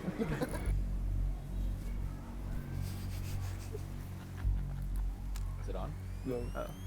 Oh, my God. I just got flashbanged. Wait, guys, turn around. I have a surprise. Turn that way. Turn this way? Yeah, don't look. You can't look. Okay. Yeah, you got the ski mask. Bro brought the shiny. Why do you have that? So we have Johnny and I on the outsides and Sean in the middle because Sean's in black, so we're just gonna keep him there. We have the most makeshift setup right now. White screen background on Sean's phone, and we're recording with Johnny's phone on top of water bottles. Gotta get a video out, bro. Whatever it takes. Remember, we cannot leave here until the sun comes up. The goal is to stay here for 2 days for the price of 1 ticket. All right, we'll see you guys in a bit. The light's a little too bright. Yeah, we need to lay low. But that's okay to They meta. just announced the park is closing. We're gonna all lay along this fence line, and that way, just in case if first patrol looks over with a flashlight. Yeah, just so when they catch Sean by himself, me and Sam are still good. We're just gonna be laying head down for the next hour. So in an hour, we'll come back and talk to you guys. Bro, if he didn't have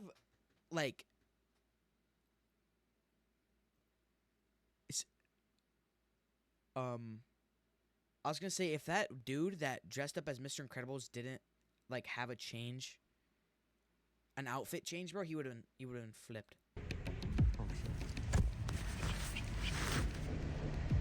Sorry for yapping.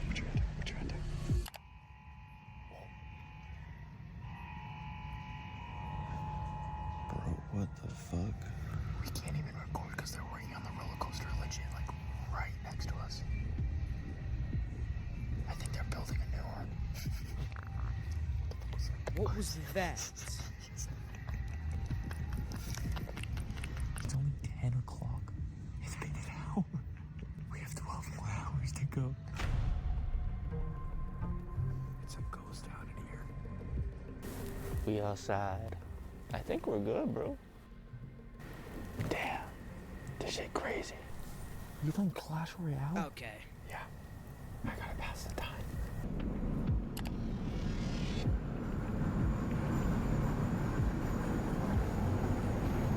What am I looking at? Did the roller coaster go? There those motherfuckers are. Dumb and Dumber.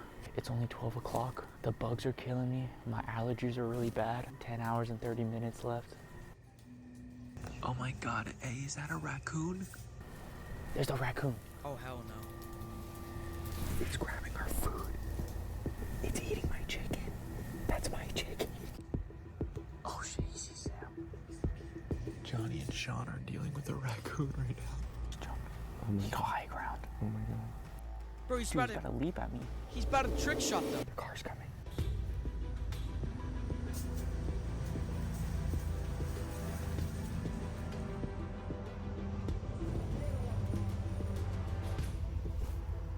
I don't know if we're making it through the night. Bro, There is so many people. They're gonna be fine. Okay, he's being loud. You see how big that thing was? Alright guys, it's 2:37 in the morning. I can't sleep. This night fucking sucks. It is so cold. 8 hours till the park opens. The park doesn't open until 10:30, so we still have 4.5 hours. But workers just started getting here, so we have to be quiet again, because it would suck to get kicked out with 4 hours left. If you got kicked out now, I'd be so pissed. This is by far the worst nights that we've had ever. Yeah, but they look miserable. All right, the park is officially open. We just had the most miserable night of our lives. Take off the camo, hop back over the fence without anyone catching us. Holy shit. So then we're just gonna walk right out. Hey. Oh my gosh, he just tore his ACL. Oh! Bro, we're good. that was mad easy. Oh, let's go. I might have to do that. Kidding. This guy watches us. Mommy, All right, mission successful. Not today, Sheriff. Let's move on to the next thing. If you thought Seven Flags was a heart palpitator, just wait for this. How is one. Costco The gonna greatest be hard? store on the planet. I'm not gonna say its name for legal purposes, but it's Costco. We're at Costco. Okay. The most secure store in the country, and I happen to be a proud member. And today they will have us for a very unreasonable amount of time. The plan. We came here yesterday and saw the perfect hiding spot for the three of us behind the comforters. So we cleaned out the backside of the shelf, and now all we have to do is climb in and stay unsuspected for the whole night. Yeah, we're just filming an intro for a video. You guys cannot record anything here. Okay, all right, we'll head out right now. We're all going in the comforters. Bro, why does Right?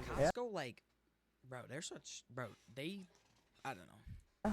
Oh, there's a lot of people right there. This is the most nervous I've been for a video for a while. Everyone's told us, like, this is a bad idea.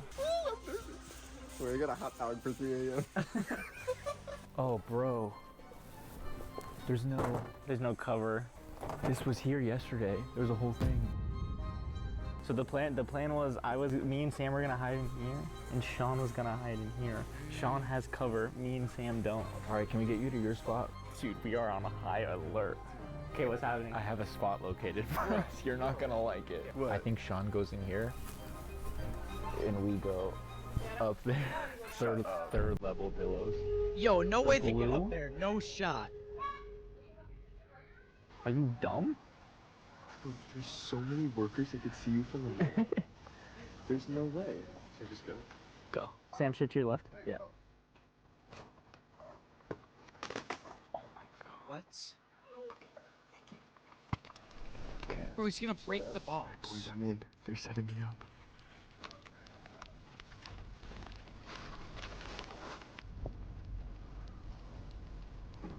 Good luck, King. I think that third level, dude, that's crazy. Did you even get up there? Dude, hear me out. Is there a train? Let's just leave. Bro, only one of us needs to complete it. Bro. I'm thinking we Bro, if they climb leaving, bro. get into there, but there's so many employees. All the people in red are workers. Is there a lot? They're all mine. That's Is there a lot? It looks like a sweatshop. And it got 2 secret shoppers. We go No for it, or do we shopping just send one ever. person and they comfort her out. Sean looks good. Yeah, zoom in on that. John's in there. Sean is here. Bro, Right if they down leave that comforter. guy, You know, we talked to an employee beforehand and he told us there's 3 secret shoppers here at all times, minimum. We want to go up to that blue thing.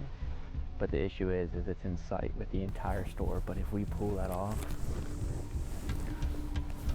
she got a clear view. Bro, somebody will see them, bro. It's just her. Low-key, it's just her. I kind of want to send it. Should I send it for the content? shot. I feel like I have to try and get up there, right? No shot.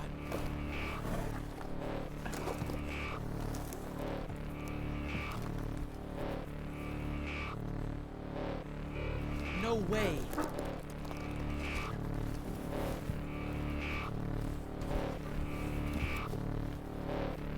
Hold up.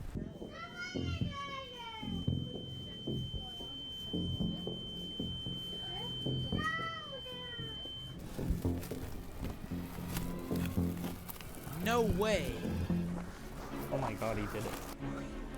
Hello? My turn. Okay, oh my there's god, no way I he's had to successful. cut the box. I'm on the 3rd level. Are you here? This is gonna be a brutal fit. Dude, get in quick.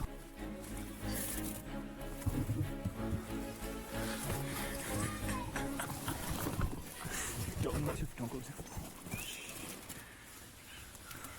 Oh my god. Oh, dude, they I have to can't sit believe like we're here. that for like 12 hours. For the greatest YouTubers alive. Sean down there is probably so lonely. I think even before the store closes, I might get caught. There's so many people around right now, and I'm just in this little box, trapped. Nah, he should be Up good. right now. Bro, he has Water. to sit like that for forever. Hot dog, batteries, other camera, and I am blocked all the way up. It's so tight in here. I don't know. Sam and Johnny are up there right now. They gotta be so uncomfortable. And mind you, it's only 6:30. The store hasn't even closed yet, and they reopen at 10 a.m. tomorrow. We're here for 16 hours in this position. And my butt already hurts. I don't even think this is possible. I think it's like, at least if we get caught together. Like, welcome goes the job. So.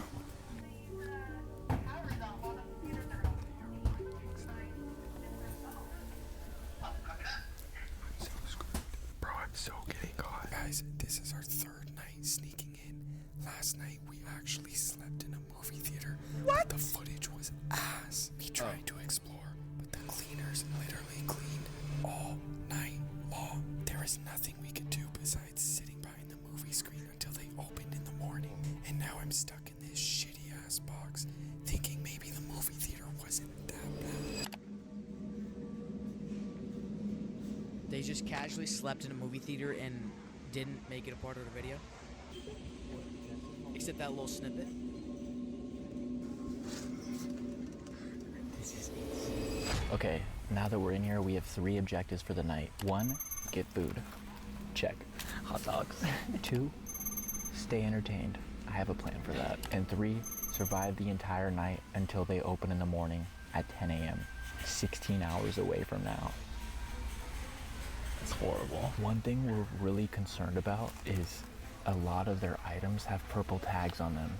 And our friend at Costco warned us there's a good to fair chance that if you see a lot of purple tags, it's inventory day. And if that happens, we're done. They count every box. They just announced Costco's now closed. Game time, baby. No going back now. It's officially the night shift, baby. There's about like 6 employees underneath us. Johnny's tweaking. I'm Bro. convinced Sean is gonna get caught right now.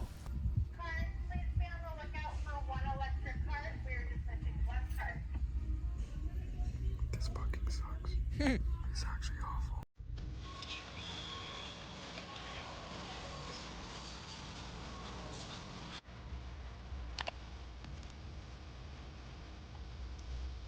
bro. I don't know if they're gonna get caught. It's time for our entertainment of the night. Nintendo Switch. It only has one game. Oh, there's only one game that matters. Mario Kart. I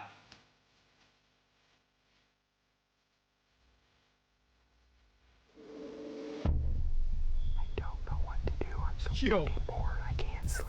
This sucks. But don't worry, we only have 12 more hours of this. Alright. That's my recap for the hour. I'll see you guys soon.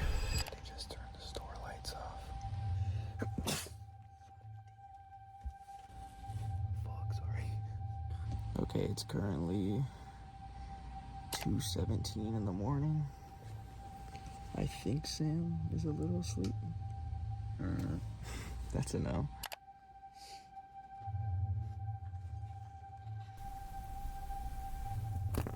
Help me. Bro, what the fuck? I wanna die.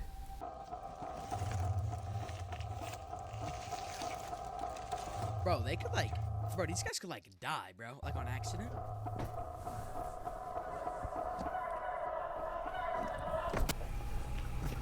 Oh fuck. What alarm? Bro, what the fuck? So, wait, I don't know. I'm skipping. Sorry. Lights are off. What?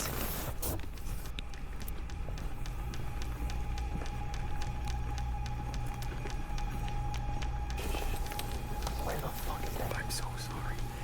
This is crazy. I think that is an alarm. Is that an exit? Yeah.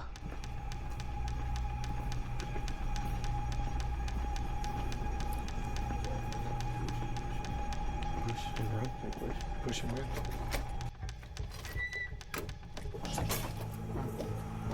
Spread. You report spread. Gotta run. Apple pie. Apple pie. Apple pie. Is that alarm real? That alarm can't be fucking real.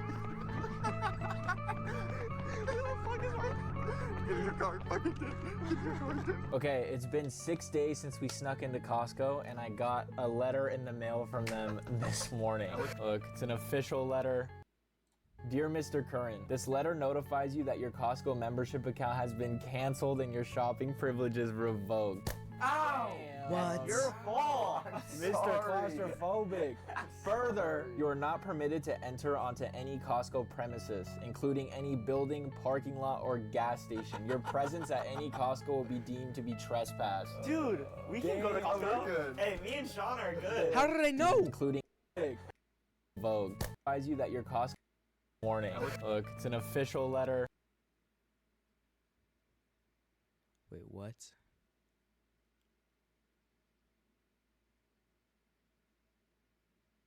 What? Dear Mr. Curran, this letter. Further, you are not permitted to enter onto any Costco. Any Costco will be deemed to be trespass. What a video, dude.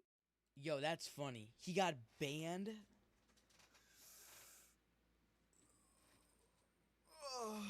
W video. Hey, that was a good watch, man. That was a good watch. All right. Next video of the day, we got Dumpster Diving Addiction by Papa Meat. Let's check it out. Lock in, everybody. Welcome back to the Papa Meat channel. How you doing? How you doing? Come on and sit on down because today we're going to be looking into the smelly world of dumpster. Bro, do you guys think any of those dumpster diving videos are real? Where they find like Xboxes and shit? There's no way they're real, right? Times are tough right now. As people struggle to make ends meet, the prices of everything seem to rise every day, even for the most basic necessities. Why are you so expensive? This has forced folks to get creative and come up with new ways to survive. And one of the fastest growing methods in this new, weird, money-saving extravaganza is dumpster diving. While many view digging through someone else's garbage as gross, others see it as thrown away gold mines, all for the taking. Yeah. People I don't think any of that is real. There's no will find way. things like fresh food, perfectly good clothes, and even ancient relics. That's an ancient relic that you'll find in a dumpster. But of course, not everyone wants their trash to be found. Some divers have found human feces and dead bodies inside of dumpsters behind stores. So, gear up as we get ready to plunge into the world of dumpster diving. Starting with, what exactly is dumpster diving? Feels pretty self-explanatory. You're diving in dumpsters, but albeit, let me just fill you in case. Dumpster diving, otherwise known as dumpstering or garbing. Garbing? There's a growing trend around the globe that involves people going from dumpster to dumpster, that a hoping to record find player? something Oh, it valuable. is. They didn't cut that one. Y'all, they didn't cut it. Look at that. I don't know if I can get it out. Oh, man. Oh, it's got the bat away. This is all Yeah, Xbox see? games. Come on, Xbox One. See, Oh, I don't in believe there. that. Madden in there. Whoa. Look at all this food and drinks. Look at all those sodas. We kind of touched on this a little bit with like the Goodwill The snacks I kind of believe, but bins I don't know about in the the sense game, is no. kind of dumpster diving. But to be fair, it is people donating things for someone else to get. It isn't actual trash, something that's meant to just be in a landfill. Even though some of it should be, you know, there is a difference. But there is a trend happening where people, I think, who do go to those Goodwill bins, I think that's whenever they're like, we have to get people know what they have too much now. We need to get the people who don't know what they have, and they're throwing it away to go into a landfill. And digging through the trash isn't a new concept, but it became more socially acceptable in the late 1960s and early 70s as people became very environmentally conscious and aware of the amount of waste that they were producing. Companies like Shein and Temu are responsible for a new wave of fast fashion that is the contribution to billions of tons of waste each year from mass producing clothing.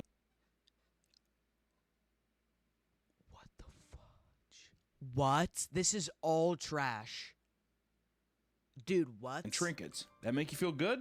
I'm pretty sure they also said Forever 21 when that was really big, was like a huge cause. I could see Forever 21. If there was a reason the Earth would die or end, I think Forever 21. I would not, like, if someone was like, yeah, and it's Forever 21's fault, I would be like, sure. In America alone, 80% of people throw away Ew. perfectly good food. And companies like Walmart and McDonald's waste tons of perfectly good food from predetermined expiration dates. We got it so good that we're just like, just throw it away. If it's not mint fresh, I don't want it. Today, combating environmental waste is still a huge reason why people dive. But however, it has evolved over time to fit numerous needs, right? Not all these dumpster diving warriors are for good. I just want to say that. Everybody crawling around a dumpster isn't just some eco-conscious saint, all right? For example, some people scavenge through dumpsters behind construction sites to find building materials or scrap metal that they can sell. Or sometimes they just go in the building and steal it. Or sometimes they just go and break into stuff and grab copper out of the wall.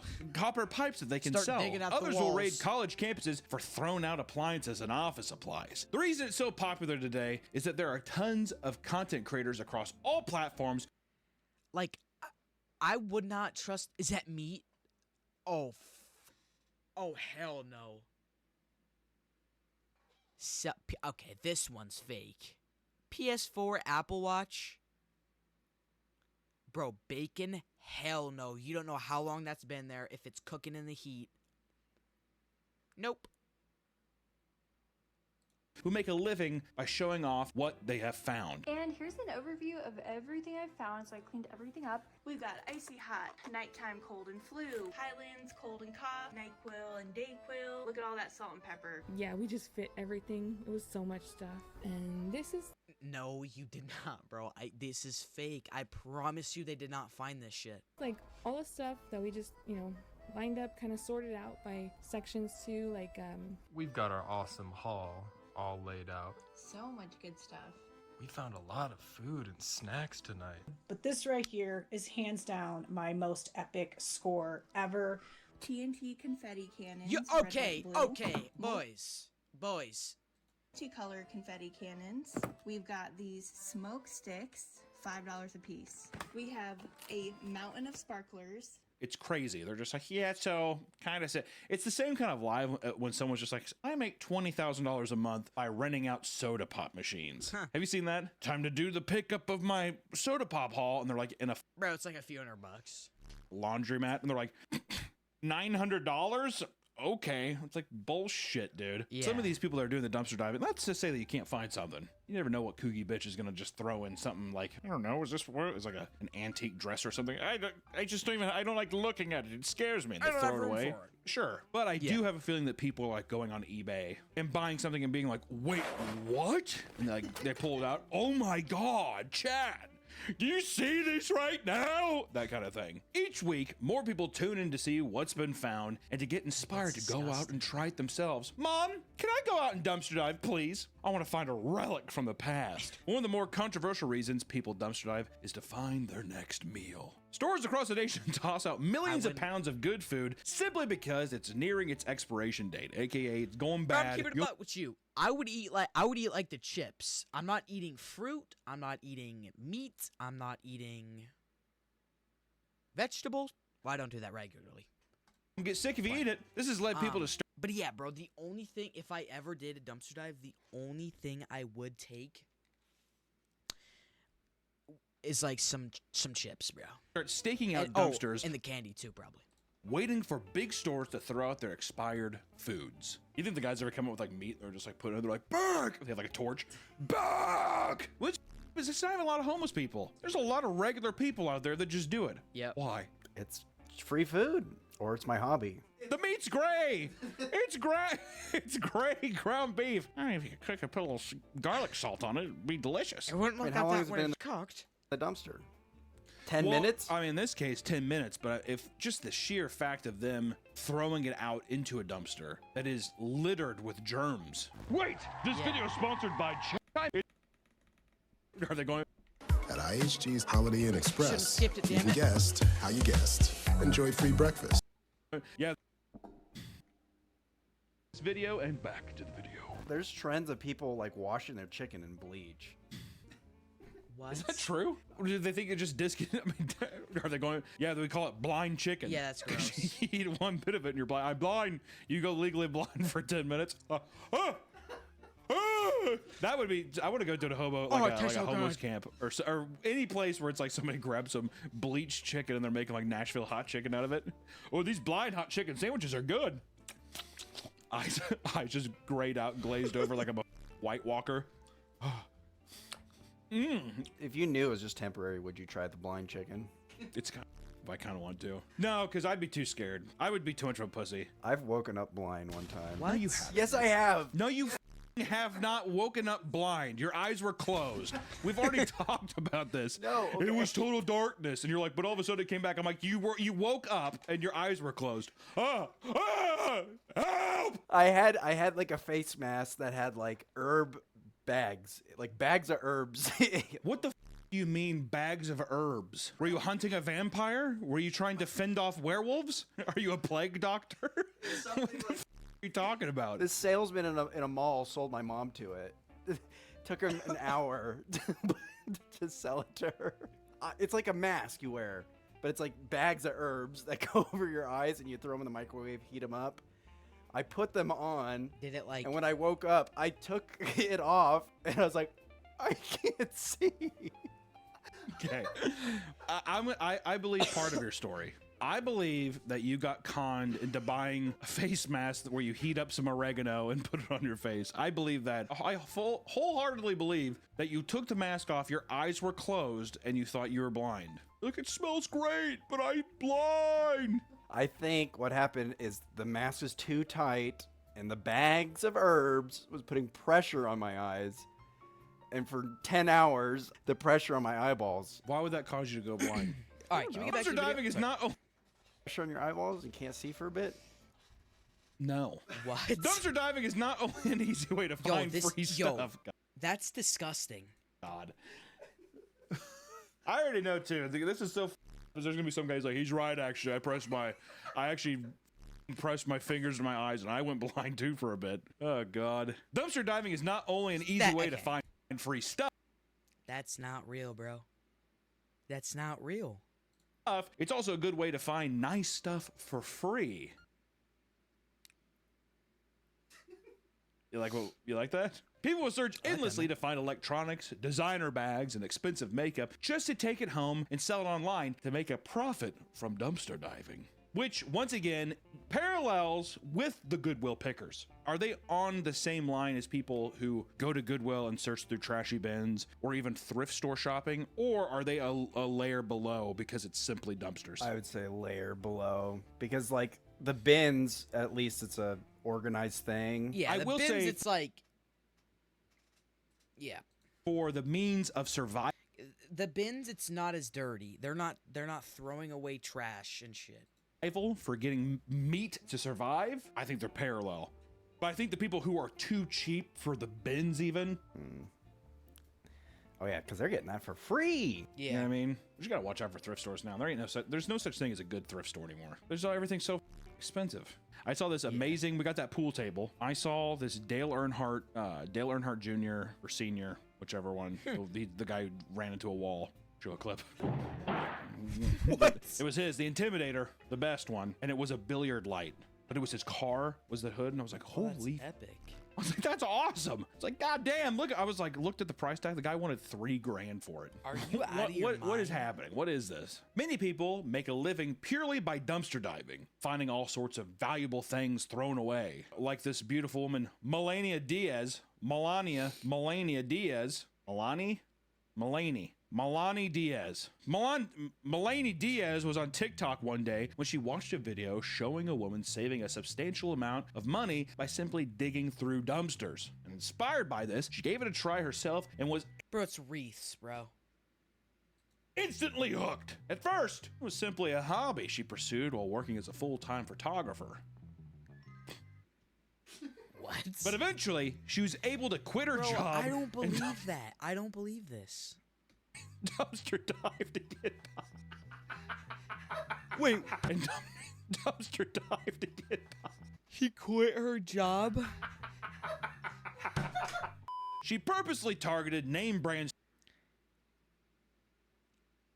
You still gotta. You're not. That doesn't make sense. You quit your job to dumpster dive for a living? You don't dumpster dive for cash. How are you gonna pay your fucking mortgage, Surf Cousin? Oh, probably sell to items. Yeah, Stores. I'm dumb. I didn't even think of that. It's like TJ Maxx and Home Goods, and would find clothing items along with books and toys that still had is that just a shelf? Their tags on them. She said she only spent 4 to 5 hours a day diving in these goddamn dumpsters, but it was enough to sustain herself for over That's shattered. 2 years. She saved more than $50,000, which let her travel and visit her family in Colombia. Okay, it's $25,000 a year, Nick, but also probably a bit more than those photos we're making. All right, full-time photographer, you pray to get those $25,000 a year. Now, Melanie has a social media following where she posts her daily hauls and uses the income from her content to buy food and other necessities. Which that's the thing too, is that there is the content side of it makes sense to me. The idea of searching for treasure. That's what it is, right? So even if you don't get it, it's just the next one. You know how many dumpsters there are in the world? Yeah, it's kind of like pack openings. 100%, exactly. Just more disgusting. I wouldn't say, you know what though? Not as demeaning. Not as demeaning. The way I even myself open. Like you see people pull these insane cards on Pokemon. And then you want to go do it yourself. It's the same thing like they're saying with dumpster diving. You see people getting fucking PS4s, sorry for cussing, PS4s and whatnot, and so they're like, you know what, I'm going to give it a try.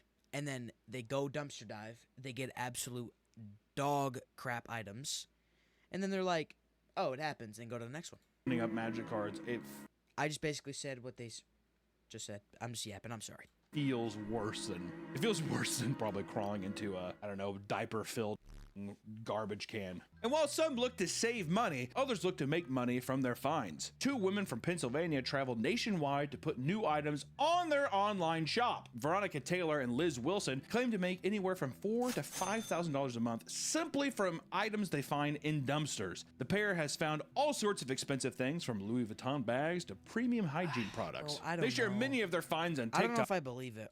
Attracting countless people to their online store. The income from their sales allows them to travel across the country, going from city to city and picking up different treasures from dumpsters. And Tiffany Butler is another woman who lives comfortably off dumpster diving. She has her own website where she sells beauty products, pet toys, and random finds, and these items range from $2 to $4, but her big ticket items are her sex toys that she finds. I don't want to use a sex toy Oh my gosh, that's disgusting. found at a dumpster. They clean it though. I hate when people are well, I cleaned it. Did you? Is there? Oh, never mind. I was gonna say there's definitely a used market. Oh, there's definitely a used market for sex toys. Did you clean it? Stop, bro. Don't even. That's disgusting. Yeah. No. The whole thing can act like a little scratch and sniff. If it's not Willy Wonka's like wallpaper, then they're like, all right. She has a page where you can buy dumpster and other sex toys, all discarded by a nearby sex shop. In addition to her webpage, she has multiple accounts on social media showing off her finds. Okay, well, they're probably not used. They're just. Tiffany claims that she makes anywhere from $76,000 to $100,000 a year just by dumpster diving, and probably primarily on the sex toys. She also finds enough things in dumpsters that she doesn't have to buy her kids back to school clothes or supplies. She just gives them the dumpster finds that show American Pickers. They go to people's places and they look through their shit and they're like, what the hell is that? That's awesome. And they put it in like a, it's like, oh, this is a vintage store. But essentially they're going through dumpster sites and stuff and grabbing things. Is it just because it's cheap items? It's people cheaping out and being like, well, these are perfectly good folders. I'm just going to use these folders. Is that the negative connotation? And is it really that wrong, Nick? No, I don't think it's wrong. Don't get it wrong. The kid's going to get bullied. You better not tell that anybody. Kid, if you're watching this, do not tell anybody. I brag about dumpster diving all the time to my teachers. Like, I brag about it to everybody. They're like, ew, that sounds gross. I'm, oh, yeah, I got this, I got this, I got that. I love it. I have no shame. What the puppet in the Sesame Street? That's the garbage guy. Oscar. I call your ass Oscar. Like, I'm not a garbage man. They're like, I'm not a garbage man. Also, don't give him bleached chicken at school. Yeah, last time we ate your mom's snacks, we went blind for like 4 minutes. That's what I mean. I guess it's a thing of like, I don't know. It's a weird, because there really is nothing wrong with it, right? I think it's just the perceived idea too that people are like, the thing I got, even like right here, I got this for my child, I got it out of a dumpster. I think it's just the face value of that. Even if it's totally normal, it's just the idea of like, you couldn't just go inside and pay for like a clean version of it. Well, that's capitalism. Well, listen, dumpster diving profiteers are not only in the US, but are worldwide. In the UK, a channel by the name of Dumpster Diving UK makes upwards of $100,000 from a single haul. Throwing away over there. So I found this gold lion. I think it belongs to the queen. I'm not sure. I don't like it. I'm just gonna sell it. The man who runs the channel creates videos that focus on how much companies like Amazon and Smith's and Irish that's like a $300 headset, bro. toy chain actually waste. Which, you know what? That's big brain moves. All right, bro. I'm going to the UK and on the dumpster show, diving. I could turn this around and make tons of money off this. What do you think British Jeff Bezos is? What's his name? Jeff Biscuits. Or Jim Biscuits. My name's Jim Biscuits. He's like bald still. Oh, you gotta get out of my factory. I'm gonna fucking give you one, eh? While he claims to make only about 1,000 USD a week, some of his largest finds have earned him hundreds of thousands of dollars. In one haul, USD a week, some of his largest finds. Oh. He donates earned him hey, hundreds good for him, of thousands of dollars. In one haul, he found 50 boxes of nail polish, each containing 300 bottles, which he sold for $135,000. What? That's insane. Go back. Was he barefoot? Which he sold for $135,000.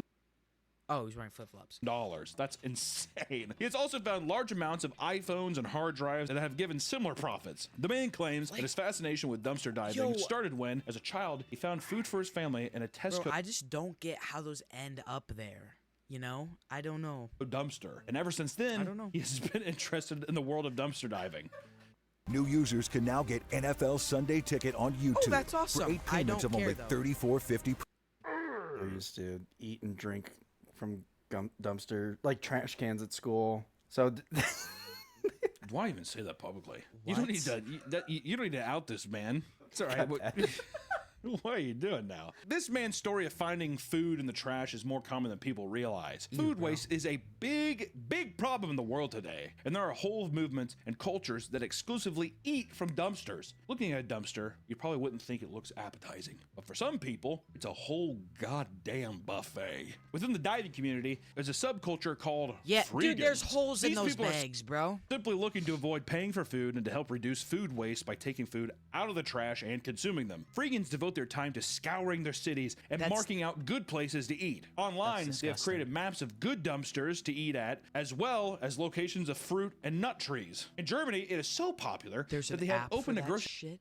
store called The Good Food, which gets all of its produce from dumpsters. Sophia Anderson is a big supporter of eating from the trash and has made a social media career showing off her finds and how to make delicious recipes from discarded food. I'm sure and that you're all probably the food gonna she die by the age of 40. gets is just like, it's not everything is just covered in piss and shit. In my mind, that's what it keeps coming to, but it's probably I have that exact same thought. canned foods. Got that image right there. She got a bunch of cheese and meats. See, that's the cheese and meats I'd be so scared with. My exact point, because you don't know how long it's been in there. We need a fridge for that shit. If my buddy hopped out and he's like, I found a fresh can of black beans out of a trash can, I'd be like, pop her open. But for some reason, the meat thing just scares me. The phrase, one man's trash is another man's treasure, could never be more true when it comes to dumpster diving. People throw out all sorts of things and don't realize how much they might be worth. And one Chinese man found a historical relic inside someone's trash. What do you get? Instantly got chills as soon as I said Chinese man. Why? I don't know. One Chinese man. Becomes so much more exotic and like magical, doesn't it? Just don't put this in, editor. Editor, don't put all this in, because he probably sounds. Actually, let's just drop it. Never mind. A textile worker in the 1980s was riding his tricycle around a market while looking for any valuables that might have been thrown away. While searching, a set of ornate wooden chairs caught his eye. He immediately grabbed them and took them home. Did he just steal chairs? Were they in the dumpster? It sounds like from what I've heard here, he was riding a tricycle and just saw some chairs.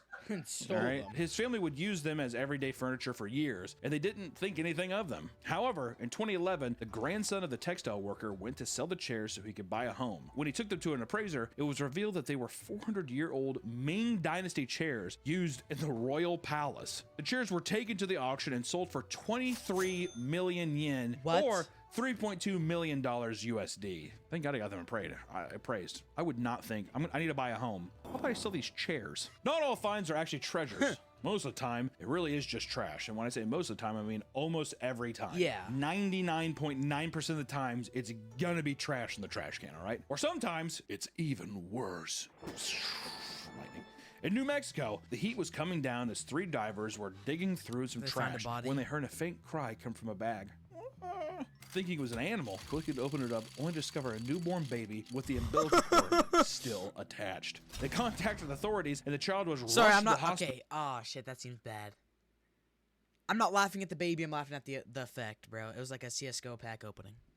Oh, I'm sorry, bro. While police searched for the person who dumped the baby. 911, where's your emergency? We just found a baby in the trash. Is it breathing? Yes, ma'am. He still got his umbilical cord. Bro, so like that like just happened. He's whimpering. He was not crying, actually. The culprit was Alexis Avila, who was caught on CCTV throwing the bag into the trash and walking away. How can you do that? I swear, bro. Actually, scary. She claimed that she had no idea that she was pregnant, and when she gave birth to the baby in her parents' bathroom, she panicked and decided to throw it away. How do you not know you're pregnant?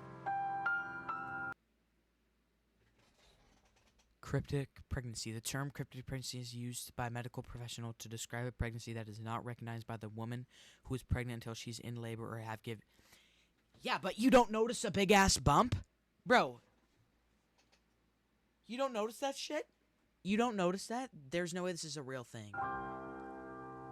Fortunately, this time, the person was found alive, but most of the time, they aren't so lucky. While digging through a dumpster, a man found a pair of boots he thought were interesting, right? Oh, hell no, they were on a person. Those are pretty interesting boots there. After reaching out to take them, he noticed that there was a dead body of a young woman attached to them. Police were called to the scene where they identified the deceased woman as 24-year-old Sierra Woodfork. Though her cause of death wasn't identified, police believed foul play was involved. Bro, obviously. Good detective work. I mean, I'm pretty sure something happened. You think the guy was just like, do I get the boots? Oh, I bet. Oh, I think so. He's all right, I found the body. You can at least throw me the boots. Sometimes people find only body parts and not the whole thing. In Baltimore, a couple discovered a human foot in a bag while dumpster diving. After it was turned over to a medical examiner, no other news had been released saying who or where the foot came from. We have no idea. Over in Spain, a diver was digging near a tobacco You can't identify that shop shit. when he came across a suitcase inside a bag. When he opened the suitcase, he was greeted with a pale, dissected torso. After the body was discovered, police identified an Irishman and Ukrainian traveler as suspects in the case. 3 years later, the Irishman was arrested for the murder and dismemberment of his German landlord and was sentenced to 10 years in prison. That's it, bro? 10 years? Damn. Dissected a whole torso and put it in a goddamn briefcase. All right, 10. a decade. In 2021, Portland, Oregon was going through a massive power outage that caused a grocery store to throw away tons and tons of food. People began to gather at their bins, and police were called to break up the crowd. Police tried to tell them that the food was not safe to eat, but the crowd rejected their advice. Oh, it's fine. The dumpster eventually reached 50 people waiting to get inside. All of them were getting angrier, and police said, quote, "No subject in the crowd was willing to have an open dialogue with the officers and continue to shout insults at them and store employees." After a while, the police gave up and told the store that unless someone dies or gets hurt, they're not going to stop anyone. You know what? Just never mind. They're rude. They hurt my feelings and they're rude. In places where dumpster diving gets out of hand, stores have been known to put up razor wire or brick fences to prevent people from ever seeing the garbage bins. A big reason why companies protect their garbage so much is That's crazy that they have to do that. because of lawsuits. People can easily get hurt or even die inside their dumpsters, which leads us to the And that's on the company's fault? happiest part of our video, dumpster diving deaths, which honestly, we already got into the happy part with basically an abandoned baby. Oh yeah, the baby. Well, the baby was saved. The baby lived. That's good at least. I forgot to say that earlier. Baby's gonna grow up strong. He was eating the bleached chicken to survive. Exactly. What is he gumming on? Dumpster diving can sometimes lead to unexpected dangers beyond spoiled food or sharp objects. Some divers go too deep and end up losing their lives. A Georgia woman was dumpster diving when a garbage truck came by and emptied the dumpster. Trapped inside the compactor, the blade slowly dug into her body as the machine compacted more and more. Oh, The hell worker no. from That's that Final Destination shit. Y'all seen that movie? Is Chuck's it even out yet? I just seen a clip of it on TikTok. package store watched as the woman fell out of the dumpster and into the back of the truck. He quickly ran up to the truck and alerted the driver before she was completely crushed. A similar situation occurred in North Carolina when 30-year-old Stephanie Cox was found deceased in a landfill after she went missing. At around midnight on January 30th, Stephanie was seen on a CCTV camera walking on the back of a Five Below, where police believe she was going to dumpster dive. An hour and a half later, the garbage truck came and emptied the bin, except Stephanie was nowhere to be seen. Later that day, store staff reported an abandoned vehicle in the parking lot, which was identified to be Stephanie's, prompting a missing persons report to be filed. Her body would be found 11 days later by crews searching a landfill 80 miles north of where she disappeared. Listen guys, dumpster diving is growing in popularity as more and more people realize that there is not only serious money to be made, but Is that Tom Hardy? potentially free food. That's no, hell no, dude. You know how much bacteria is probably on that shit? But what most people don't realize is that there are numerous dangers that are associated with digging through other people's trash. While it might seem like a cost-efficient way to improve your life, you can never be sure what is inside each waste bin. So the next time you go, bring a friend. It might save your life. Also, just want to say too, you know how much work would probably go into actually going in, dumpster diving, doing all that kind of stuff, sorting everything? I probably ingest things that are horrible, right? Like, you know what I mean? I mean, like, things I buy in the store are probably worse for me than some of the shit that people are digging out of these cans and eating. So there's no harm play there. I'm just saying that, guess what? You gotta do what you gotta do, but if you came up if you came up to me and you told me like, hey, I dumpster dive, whatever, I mean, I'm not gonna like judge you, but I mean, I'm probably tell you I think it's gross. What if someone gave you like a snack and then while you're eating it, they told I'd you? be pissed. Yeah. If someone's like, what do you think? Yeah. Hey, do you like those chips? I got it from the dumpster. No. Hey, that was a good video, bro. Shout out Papa Meat, bro. I love Papa Meat. Shout out, bro. Hey, good video, boys. All right. All right, that was a good video. All right, boys. Next video of the day, we got the poker X-ray hack that stole $22.5 million by Crumb. I don't think I've seen any of his videos. But shout out Crumb, bro. I'm gonna drop a sub. Y'all should too. All right. Shout out Crumb. Let's check it out. Everybody lock in. It started with whispers on an online One second. poker forum called 2+2. One player, under the name Neo, had racked up over $600,000 in just 64 hours. Yeah, At what? first, players chalked it up to luck. But then, the math people showed up. They ran the numbers and realized even with the best luck in the world, these wins weren't statistically possible. How much did you lose? I'm probably down somewhere in the range of 70,000 to that particular player. Something was wrong, and what they uncovered would turn out to be one of the biggest scandals in the history How of do you gambling. cheat But in to understand online? Oh, X-ray hack. Okay, never mind. And how tens of millions of dollars were won by unknown accounts through suspicious means, we have to rewind to 2003, when an unknown accountant named Chris Moneymaker had turned $86 into $2.5 million in the World Series of Poker. Because suddenly, every $86 to 86 thought that they could be next. Online poker exploded overnight as regular folks rushed thinking they could make a fortune from home. But Russ Hamilton saw an opening. Back in '94, he had already won his own World Series with a $1 million payday. Now World he was Series, ready to brother, cash it's in gambling. on the online poker boom, build his own platform. It was a gamble that made Russ insanely wealthy, brought him status and affluence he always dreamed of. But now, this post on 2+2 was becoming a scandal too big to ignore because the players were accusing him. I'm not trying to make it right, Dan, so we got to get that out of the way. Russ Hamilton was born in 1948. Holy yachts, what?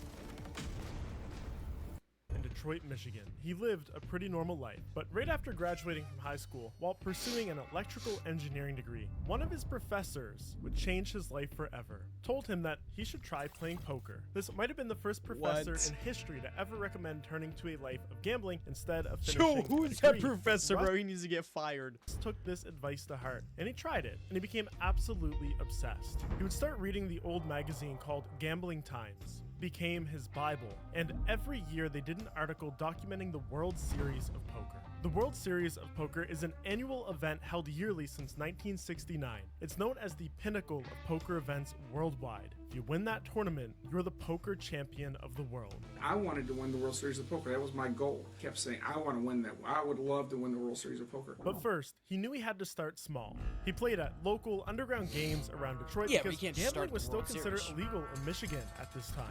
Then, in '84, at 36 years old, Russ decided to pick up his life and make the big move to Sin City. And for his first 10 years, he would consistently enter small tournaments throughout the strip. And while he occasionally made it pretty far, he never actually won one. But despite his Come on lack now, of lock in. winnings, he was still confident, decided to press his luck and buy a $10,000 ticket to the 1994 World Series of Poker main event. The prize was $1 million. 10 And grand? since it was the event's 25th anniversary, the organizers decided to throw in an additional prize for the world champ, their weight in silver. We're assembled here for the silver anniversary of the World Series of Poker. Now, last year, the winner won $1 million. But this year, not only will he win $1 million plus the world title, he will also win his weight in silver. From Las Vegas, Nevada. So if you're fat as shit, you get hella silver? This is the 1994 World Series of Poker. This was Russ's first ever time competing. Oh my god, in he the is fat as shit. World Series of Poker. Sorry for and cussing. he was competing Oh against my the gosh, best look at him. of the best. He's He a big managed to guy. make his way through the qualifying rounds all the way to the final table. It was made up of 6 people, all from out of town. Russ was the only local left in the game.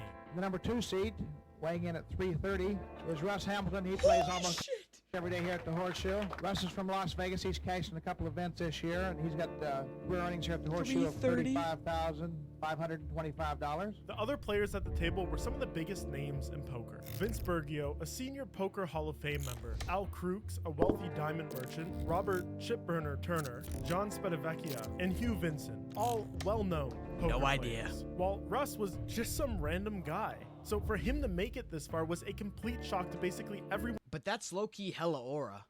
Involved, including Russ himself. And then he started to win. Russ started to knock other players out one by one with smart moves and a little bit of luck, all until there were just 2 players remaining, Hugh Vincent and himself. Hugh had the upper hand, going into heads up with almost Is he 600,000 grabbing? more chips. But against Does he have a all odds, hamburger? the hometown hero, making his world championship debut, came out on top. Russ Hamilton's our new world champion. He deserves everybody who likes him to follow. Y'all have no idea who he is. Why you clapping? They jumping on the bandwagon. And $1 million goes to Russ Hamilton from Las Vegas, Nevada. He also gets the coveted bracelet here at the World Series of Poker. Much to the chagrin of the tournament's organizers, $1 million in cash. I'm gonna need the damn SWAT team to get me home. Russ was the heaviest at the table by far, which means they had to cough up 43 bars of silver. How much the is that? locals, on the other hand, were ecstatic. I'm here with the world champion of the World Series of Poker. Here he is, Russ Hamilton. 9 out of 10 people here were rooting for you. I play here at the Horseshoe a lot, so I got a lot of friends here. That always helps. Everyone in the Horseshoe got to celebrate the victory with Russ. they are After his 10 buds. long years of working towards his goal of winning the World Championship of poker, he finally did it. It was the best day of his life. But Russ wanted more than $1 million. No, that's got to be just for the picture. It's got to be a check. And now he had the money, and more importantly, the influence to do it. How much was the silver, though? In the 90s, the Wait, what'd they say? 33? I'm sorry. This far was a complete shock to basically everyone involved, including Russ himself. And then he started to win. Russ started to knock other players out one by one. Huge more chips. But against all odds, the home... I'm sorry, boys. Give me a sec. Did it say 33? Much to the chagrin of the tournament's organizers, Russ was the heaviest at the table by far, which means they had to cough up 43 bars of silver. 43 bars. The locals, on the other... I'm gonna look that up. In the But 90s, the world of gambling was changing, and fast, because the World Wide Web had been invented and taken off, and people want to gamble in their underwear from the comfort of their home. Except no one had really invented a way to do that yet, but Russ realized that it was coming, and he wanted to be the one on top of it. And in a crazy coincidence, the same year that Russ won... It's saying $2,000.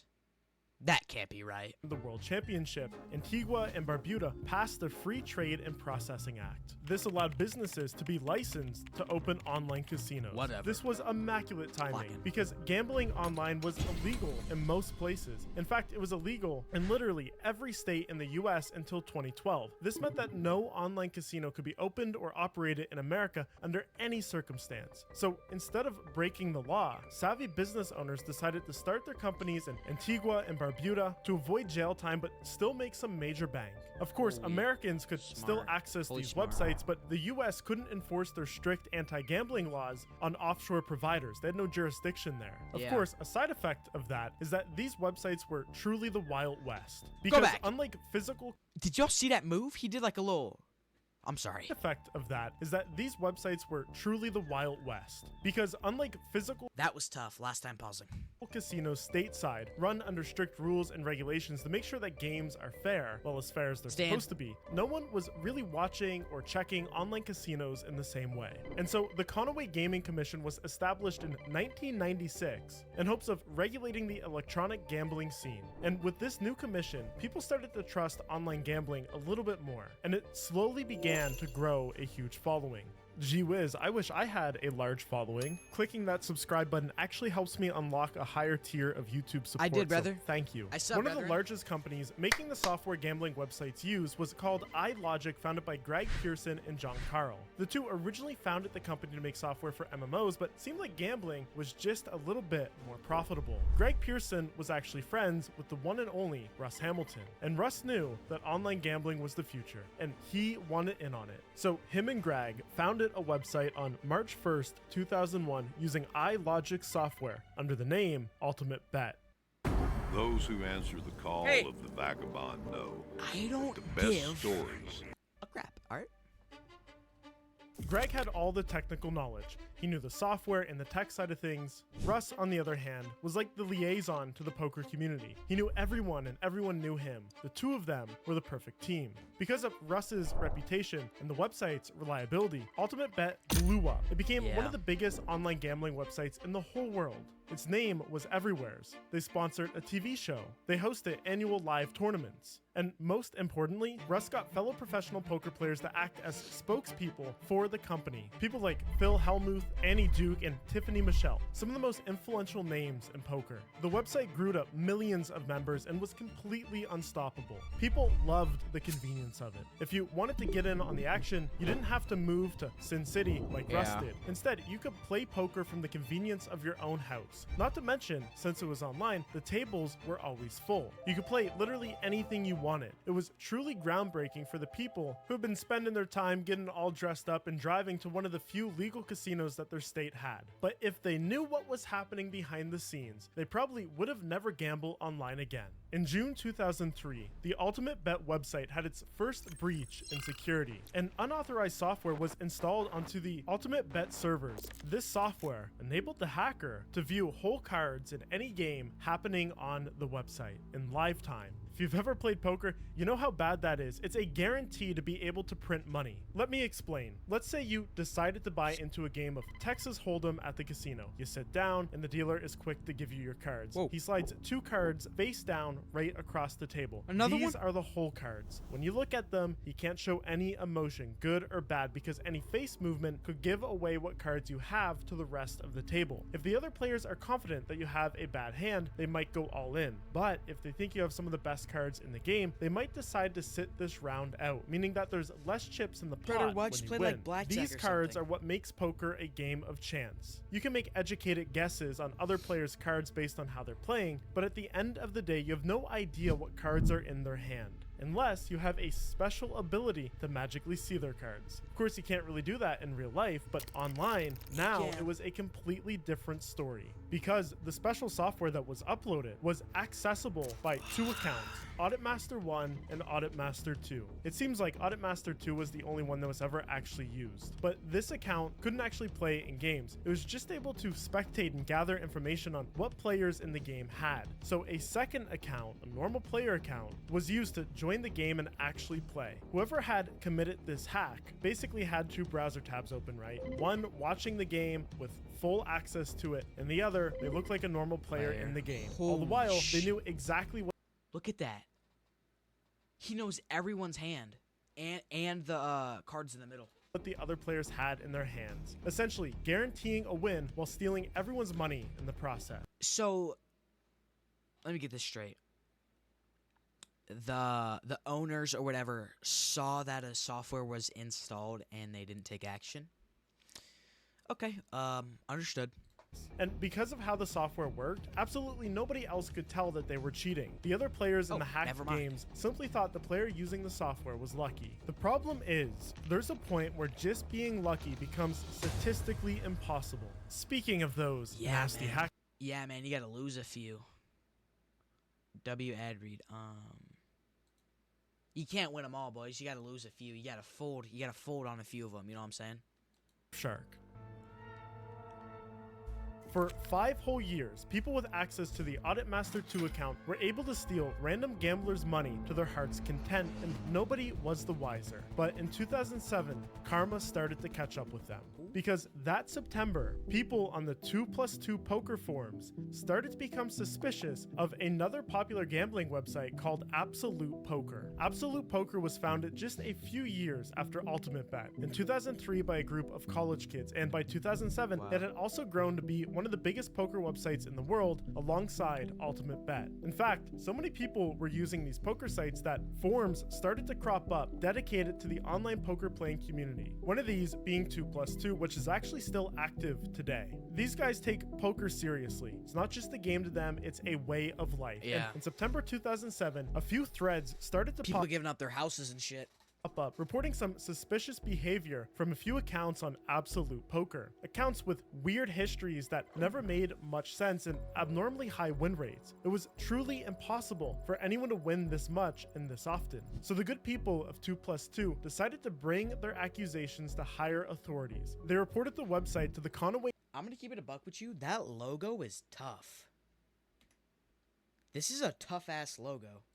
Decided to bring their accusations to higher authorities. They reported the website to the Conaway Gaming Commission, and less than a month later, they started an investigation into Absolute Poker. And they found 7 accounts that were cheating. All these accounts were also guilty of using cheats to see other players' cards. In just 6 weeks of having access to these cheats, they managed to steal $1.6 million from unknowing players. Poker players on the online forums were completely outraged. They couldn't believe that one of their beloved websites was riddled with scammers, and they were determined to never let this happen again.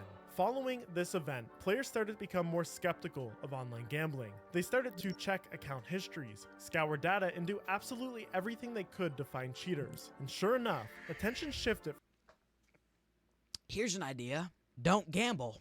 From Absolute Poker to none other than Ultimate Bet. And the people on the forums all started to report one strange account on Ultimate Bet under the name NeoNeo. Similar to the exposed players on Absolute Poker, his win rate was completely impossible. So the poker players decided to investigate this player a little further. They used a program called Poker Tracker to take a deep dive into NeoNeo's history. This program was made to store historical data from poker websites and create a database of player history and statistics. Any player could use it to track their own or someone else's profits, wins, losses, hands played, and so much more. It was a great tool to check out your own stats and see Somebody's if you're just gonna be improving your all green. skills over time. But it was an even better tool to make sure that everyone else is playing fairly. So the amateur investigators looked at the play history of Neo Neo, and it was almost like the player was psychic.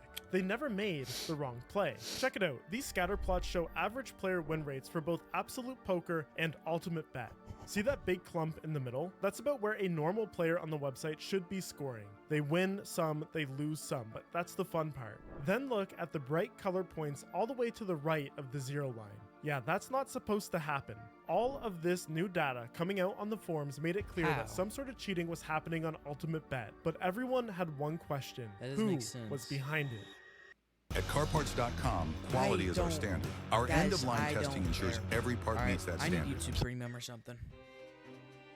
By January 2008, the players were kicking up too much noise, so the Conaway Gaming Commission, remember, these are the regulators responsible for licensing Ultimate Bet, announced that it was opening a formal investigation into the allegations of cheating. Inside Ultimate Bet, panic set in. Senior management knew what the commission might find, so they scrambled to conduct their own internal review first. When their version of events went public, it sounded neat and contained. The cheating, they claimed, had just been a little bit of unfair play between March 2006 and December 2007, tied to 6 accounts with 18 different screen names. The cause, they said, was unauthorized software code slipped in years earlier by a former consultant before the current ownership even took over, and they made a point of stressing that no one in current management was involved. But to the sleuths that called them out in the first place, this just seemed like damage control. It didn't help that to coincide, Ultimate Bet was pivoting hard. They were promoting more live poker events than ever, signing more well-known pros, and touting about their improved security. It seemed like it was all an effort to calm the player base. And their hunch was right, because behind the scenes, the Conaway Gaming Commission was building a very different picture.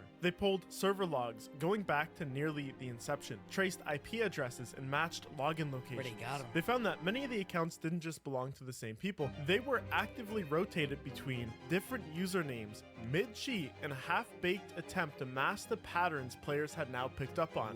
This just Wow. pointed to either the same person using multiple accounts. Bro, if you put that much effort in a real job, bro, you'd be CEO by now. You know what I'm saying? Come on now, bro. You need to do all this on gambling. The same time, because this was happening in the same game session, or co-conspirators operating together. And the unauthorized code, as Ultimate Bet put it, yeah, that turned out to be an internal audit tool, later nicknamed God Mode, built by the iGaming developers in 2003 for software testing and tournament oversight. That wasn't slipped in by a hacker. As you know, it allowed the user to see every player's hole cards in real time. In theory, it should have been was only accessible to certain back-end testers. Yeah. They found that back when it was originally implemented, people inside the company actually argue that it should be removed entirely before the launch because of the obvious potential for abuse. But others, higher up in the company, had argued to keep it in for security and troubleshooting, claiming it would be restricted to certain test accounts. The internal debate was never settled. The tool was left in the live system, and according to the Conaway Gaming Commission, it wasn't removed until February 2008, weeks after they opened their investigation into Ultimate Bet. It was available to the person with the right permissions this entire time. They also noted that the tool was never documented for regulators when Ultimate Bet applied for its license, was a meaning worker? it wasn't Somebody officially approved or monitored. But the question now was, who had been abusing it? Yeah. The commission first looked at the locations of the accounts that had been logged in.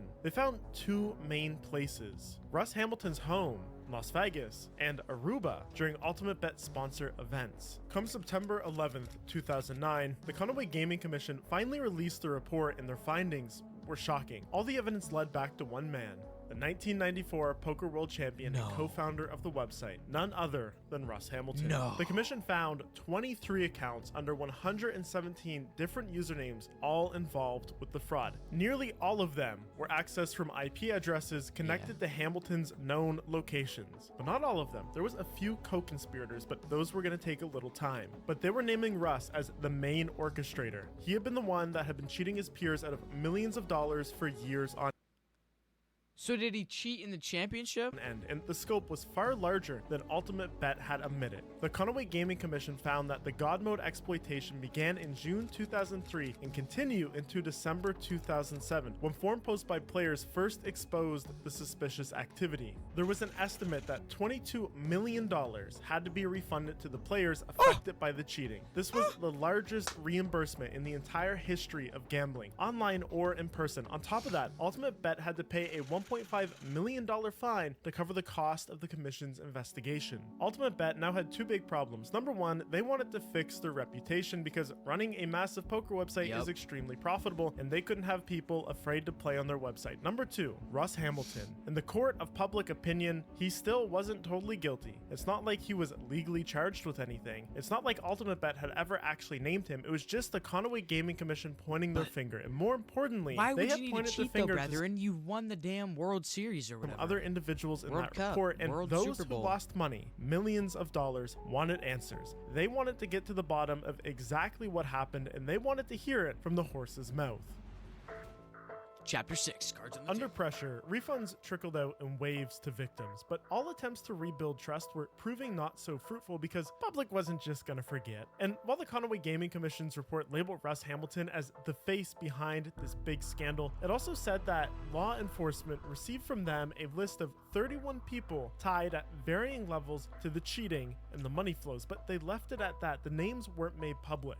Of course, Seriously? the poker sleuths went nuts. They started doing some digging, and they were able to figure out some of the other individuals involved. The first of which was Ultimate Bet's former fraud manager, Carolyn Hike, who oversaw the creation of secret accounts to be used in the scheme. They also flagged Bonnie Linehouse, a longtime friend and business associate of Russ, as a fixer. That's someone who moves funds around. Wow. But the real person that the poker sleuths wanted to unmask was Neo, the secret account that was so obviously cheating that it helped topple the entire Hold scheme. on. The higher player is the higher a player is, the more hands a player plays. The further to the right, the more the player wins. The left is a losing player. And he's okay, I understand this now. So this is a ton of players. Like this is like player averages, and this is Neo.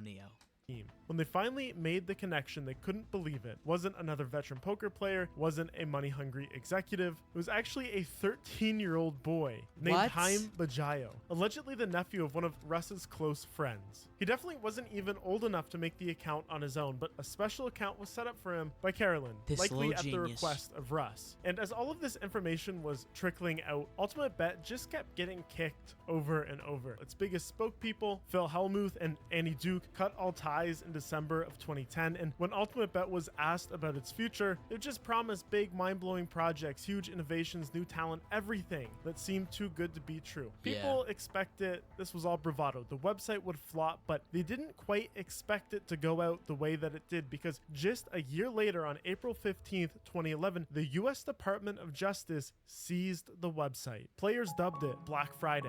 The government was able to do this because of a US federal criminal case, United States versus Scheinberg. But surprisingly, this actually had absolutely nothing to do with the insane fraud that had been happening behind the scenes. Instead, it had to do with a special act, the Unlawful Internet Gambling Enforcement Act, which made it illegal for banks to accept any transaction related to online gambling. This act was actually passed in 2006, but it took till June 2010 to come into full effect. But the poker sites had kept operating because they were arguing in That is federal not $2 court million. that poker was a game of skill, inherently different from other types of gambling. But now, the federal courts had finally decided that that wasn't good enough of an excuse, so Ultimate Bet was officially shut down, along with a handful of other poker websites. But even though the website literally didn't exist anymore, people were still talking about it because Russ Hamilton and friends still hadn't been charged for the super user fraud. Wow. And perhaps a little unlucky for Russ, one of those people still talking was his former technology assistant, Travis Makar. In May 2013, Travis decided to drop a collection of files and recordings onto his own personal website. These files included completely damning evidence about everyone involved in the cheating scandal. One of the most damning being featuring a 5-hour phone call between Russ Hamilton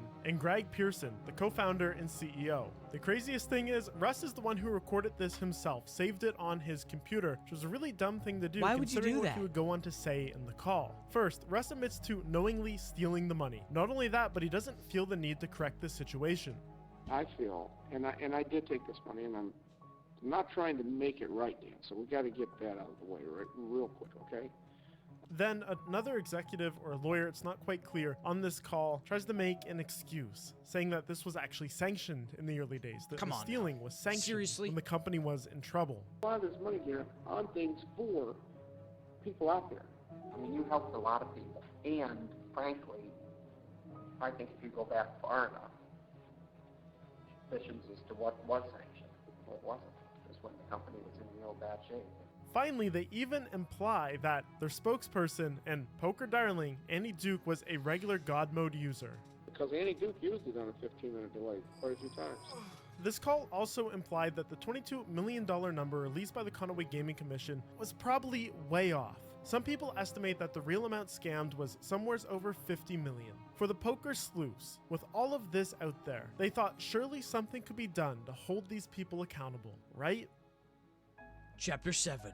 The With final mountains of evidence tying Russ Hamilton and his cronies at Ultimate Bet to the scam, the poker community expected the kind of ending fit for a movie. FBI raids, handcuffs, justice. But that ending never came. No one was ever charged. So why? It's because Ultimate Bet wasn't registered in the United States. It was all offshore. All the US had on them was the bank issue that they shut them down for, not the cheating itself. They maybe didn't have jurisdiction there. Like, I'm not totally convinced though. You'd think this would be the smoking gun, but still no indictments. No part of government was able to or willing to actually hold any of them accountable. And so the company insiders, the CEO Russ, they all just picked up and moved on. Yeah, Many of them bro, what? denying any involvement in the scheme to this day. And as for Russ, he's basically vanished from public life, has been completely shunned from the poker world. I guess in the end, Russ and his co-conspirators didn't just rob people of money, they robbed the spirit of poker itself.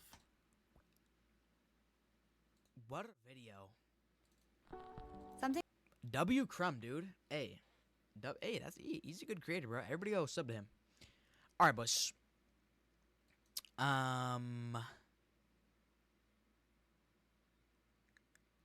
W video.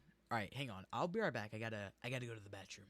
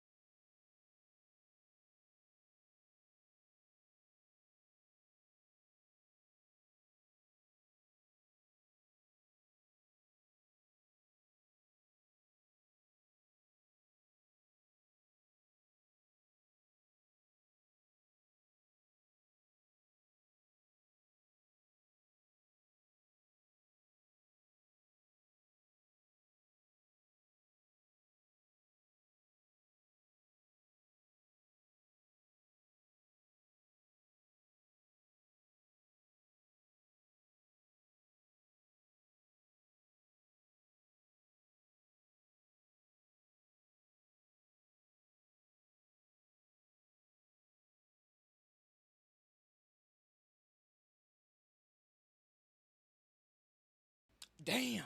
Do I need a flipping haircut? Alright, boys, I'm back. I'm back, boys. Alright, boys.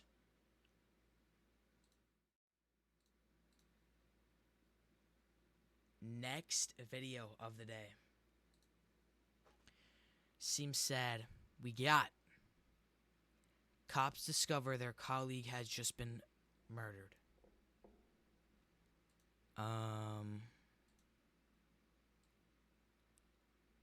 Lock in, everybody. I don't even know. Can I even react to this? I don't even know. Lock in, everybody. Let's check it out. You're the one who called? I didn't call. Huh? I didn't call nobody. Oh.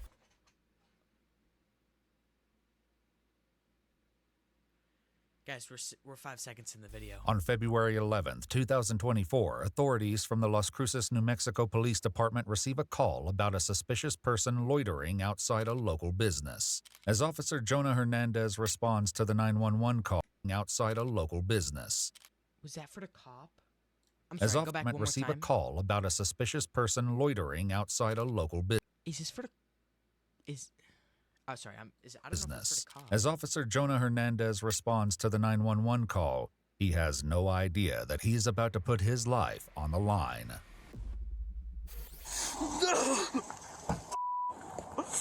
The following report is based on official police records, and most of the footage has never been seen before until now.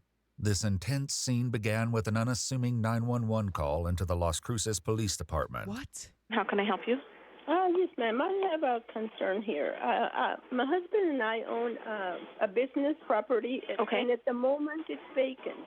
Okay. But we've been having a lot of trouble with homeless people. In the past, they have broken windows, and, you know, I've reported and everything.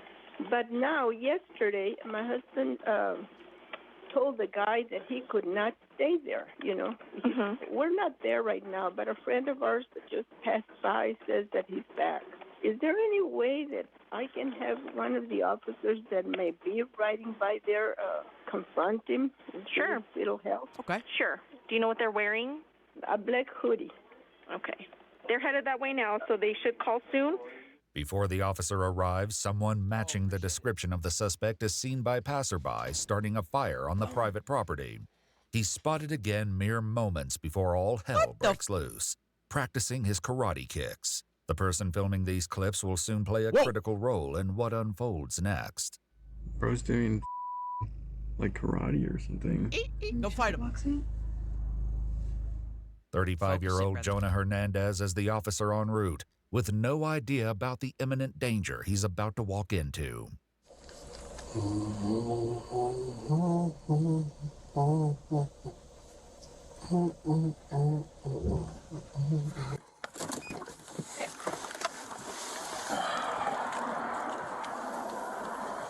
989 Central 97.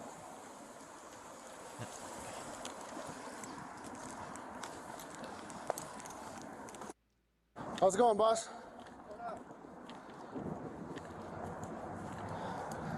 You been staying here for a while? What's up? Is this your place? So you're the one who called? What's that? You're the one who called? I didn't call. Huh? I didn't call nobody. No! No, he fell! I don't know.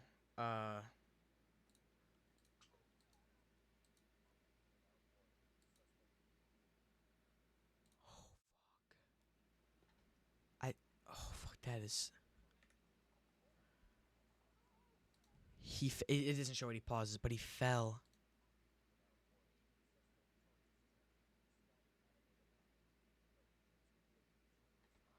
Fuck. What?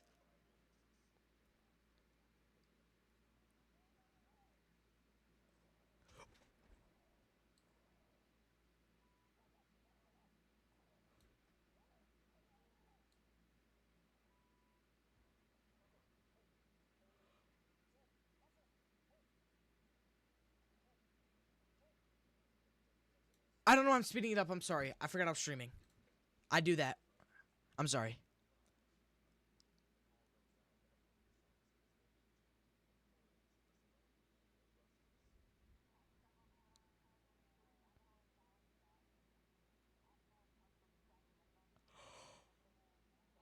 Oh, fuck.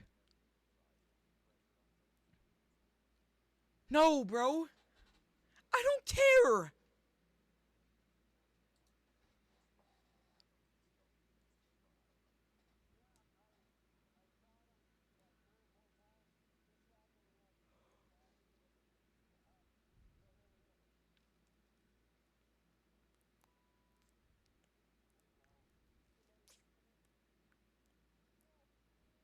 Shut up.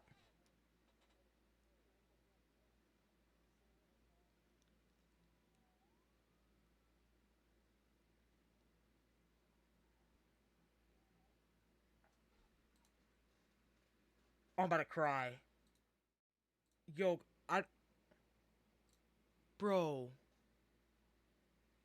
Bro, this is a horrible... Why am I reacting to this? Bro.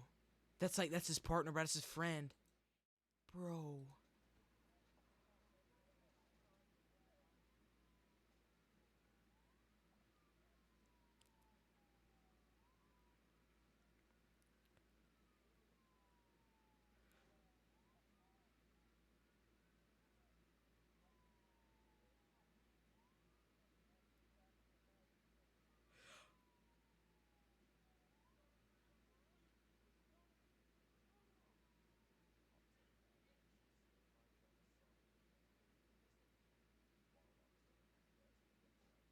Ah, bro, this is horrible.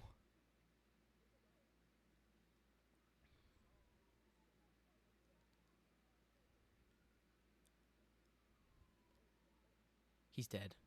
Oh, shit. He's dead.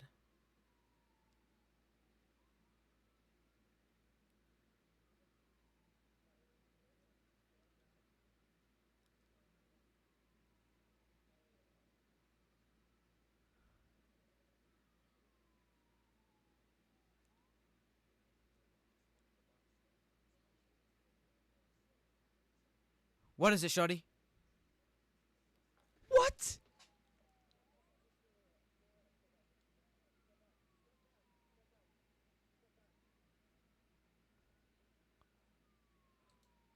Who the fudge is AJ? What are the... Yo, hold up. Go on full screen for a sec. What are the odds of that? The guy filming at the beginning of the video that was like, he's doing karate kicks or something. And the girl said, like, shadowboxing? What are the odds that that guy, like, those two people are, like, together? You know what I'm saying? I'm trying to word it in a way. I'm just yapping. Like, no. Okay, I got it. No, I'm just yapping. I'm sorry. Like, what are the odds the people, like, that are filming him are there at that time when that dude is there, that they know him?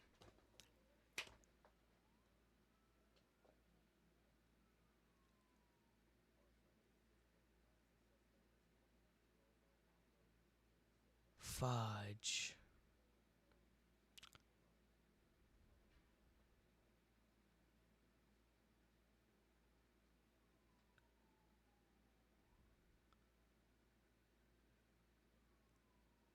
Bro, where's the ambulance, man?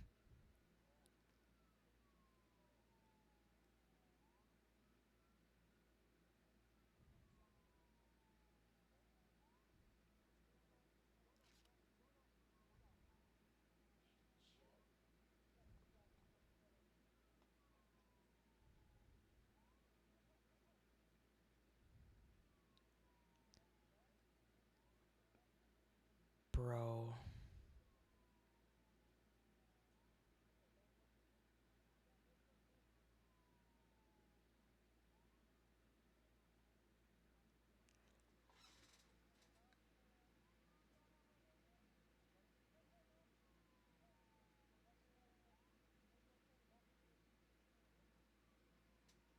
Bro, this is awful. I don't know why I'm reacting to this. I had the audio off the whole time. Oh my gosh, bro. L production. Oh. How long has the audio been off? Has it been off this whole video? Come on, Jonah. Jonah. Come on, Jonah. Jonah. Jonah, wake up. Has the audio been off this whole video? Boys. Dude. Oh. Boys. Jonah. You have a pulse? Jonah. I didn't even notice. I am so sorry. Jonah! Emergency services arrive and take over for the officers attempting to save Jonah's life. Come on, Jonah! Let them work, bro. Let them work. Hey, get us the dirt! Come on. I'm good, bro. You good? I'm good. While this is happening, other EMTs begin administering aid to Armando. He's shot in the head, too. I don't know, man. He's shot in the chest. He's still breathing, or was a second ago. He's got a very faint pulse. You got his arm? That's as far as I got so far. I'm just trying to get his clothes off here. Hey, he's going to Mountain View. Let's get an escort up there if we can, brother. Escorted? Yeah. I'll roll with you guys. Hold on. Come on, Jonah. You going to Mountain View? Go down. Okay, I'm just going to go. Can I just go? Yeah. Boys, I can't believe the audio was muted the whole time, bro. I'm so sorry. No. Get him on the monitor. Okay, You guys have trauma shares? Hey, no, we're not close. Hold on. We're not ready. I'm going left. We're going. Lucas is in. Where was he shot? He was not shot. It looks like it was a laceration. He has an extra wound in the neck. He does have a laceration in the back of his head. We don't know if he's shot or not. This question about Jonah's injuries would be addressed later. For now, while Jonah is rushed to the hospital, officers left at the horrific scene begin speaking with Isaiah Astorga, attempting to understand how things could have gone so wrong so fast. Yeah. What's going on, bro? Shit, with his hands. What's your name, man? Isaiah Astorga. Can I have something to... Yeah, we'll get you some in a bit. What'd you see, bro? Isaiah explains his friend owns the property, and so when he saw someone loitering in the parking lot, he notified them. This led to the initial 911 call. He then waited nearby for police to arrive and took the clips of Armando setting a fire and practicing karate kicks. He watched as Jonah approached Armando. I saw the man, AJ, coming up to him, and I saw what looked like a brawl. I didn't see the knife or anything. She says that's his cousin. It looked like him. So I come running out with my gun because... So that gun that the officer had's yours? It's a SIG, wherever it is. I don't know Okay. where it is. But Okay. So as I was getting closer, I saw him profusely bleeding. Just The officer? red everywhere. While Isaiah shares his story, the EMTs with Jonah continue life-saving measures in the back of the ambulance. Morning. Send me Jonah's wife's phone number right now, please. Just, I don't have to explain. Just do it, please. Multiple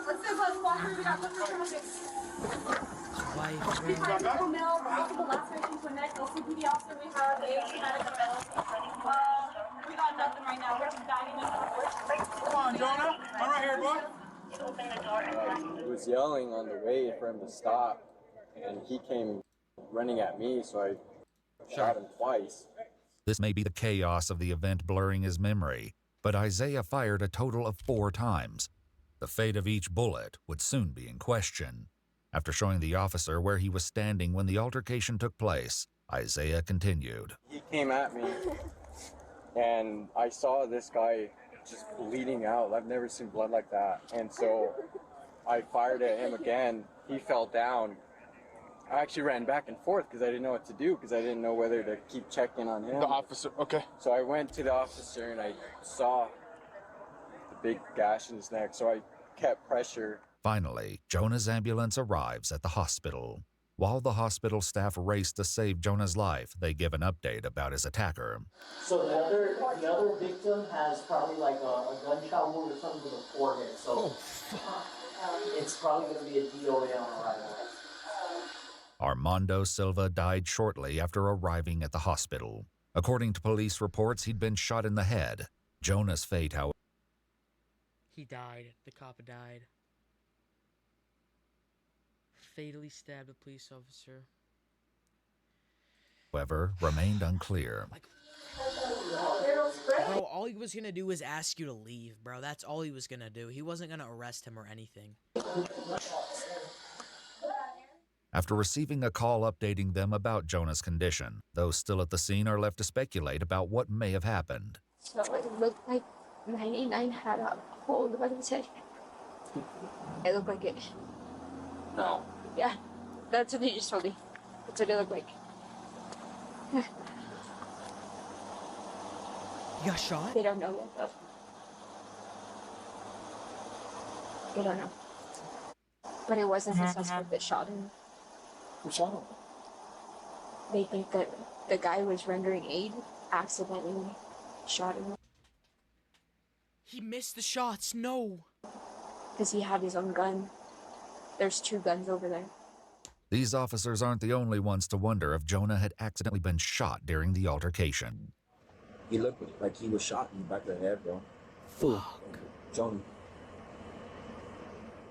News of an officer being injured has spread, and soon calls are coming into 911, including a call from one of Jonah's family members. Hi, my name is Carmen, and my brother received a phone call that his son had been killed. He's a police officer with your department, and we're trying to find him to see where he's at so my brother can go see him.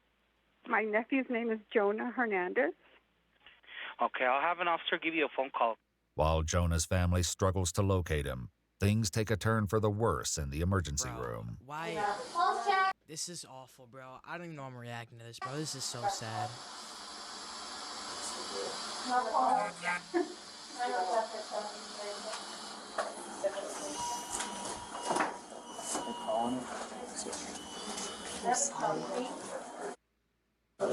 Is there a stub on the neck? Alright. Oh, it goes through? Well, I don't know if it goes through, but there's no one around. Oh, Jesus. Oh, you already pronounced? Yeah. According to police reports, Armando had stabbed Jonah with a large kitchen knife. I don't know. His wife and child are in.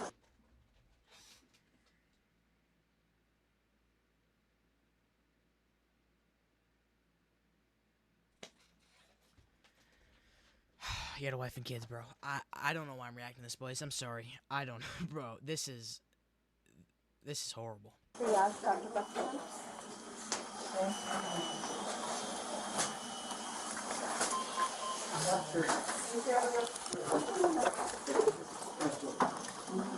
Officer Hernandez, who stayed with Jonah since the moment he arrived at the scene, now must come to terms with the loss of his friend.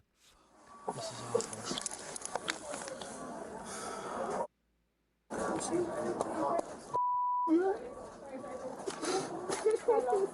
The tragic news of Jonah's death is quickly shared among officers.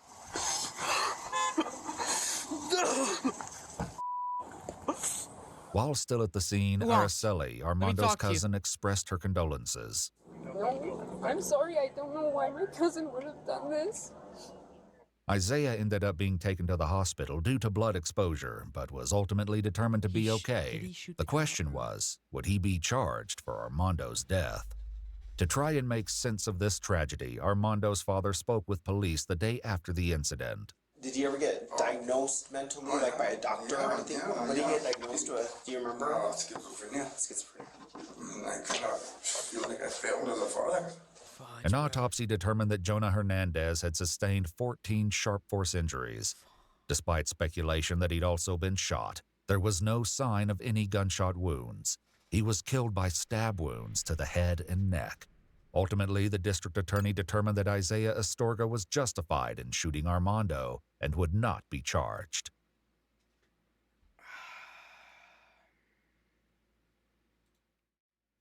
What a video, boys. If it was mudded, boys, I am so sorry. I was not locked.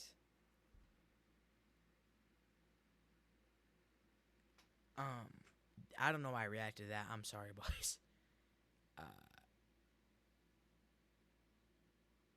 That was, hold on. Is this the same? On February. Sorry.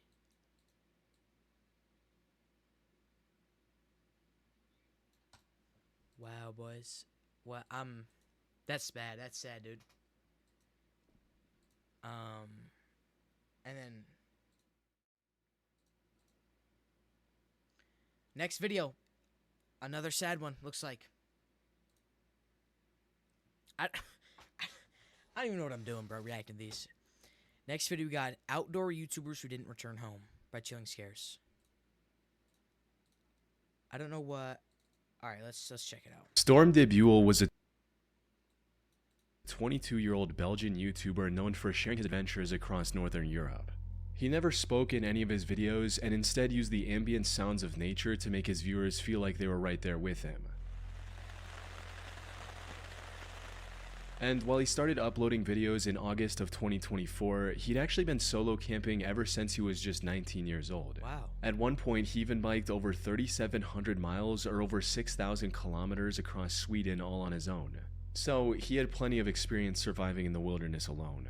However, when nature turns unpredictable, even the most prepared adventurers find themselves struggling to survive.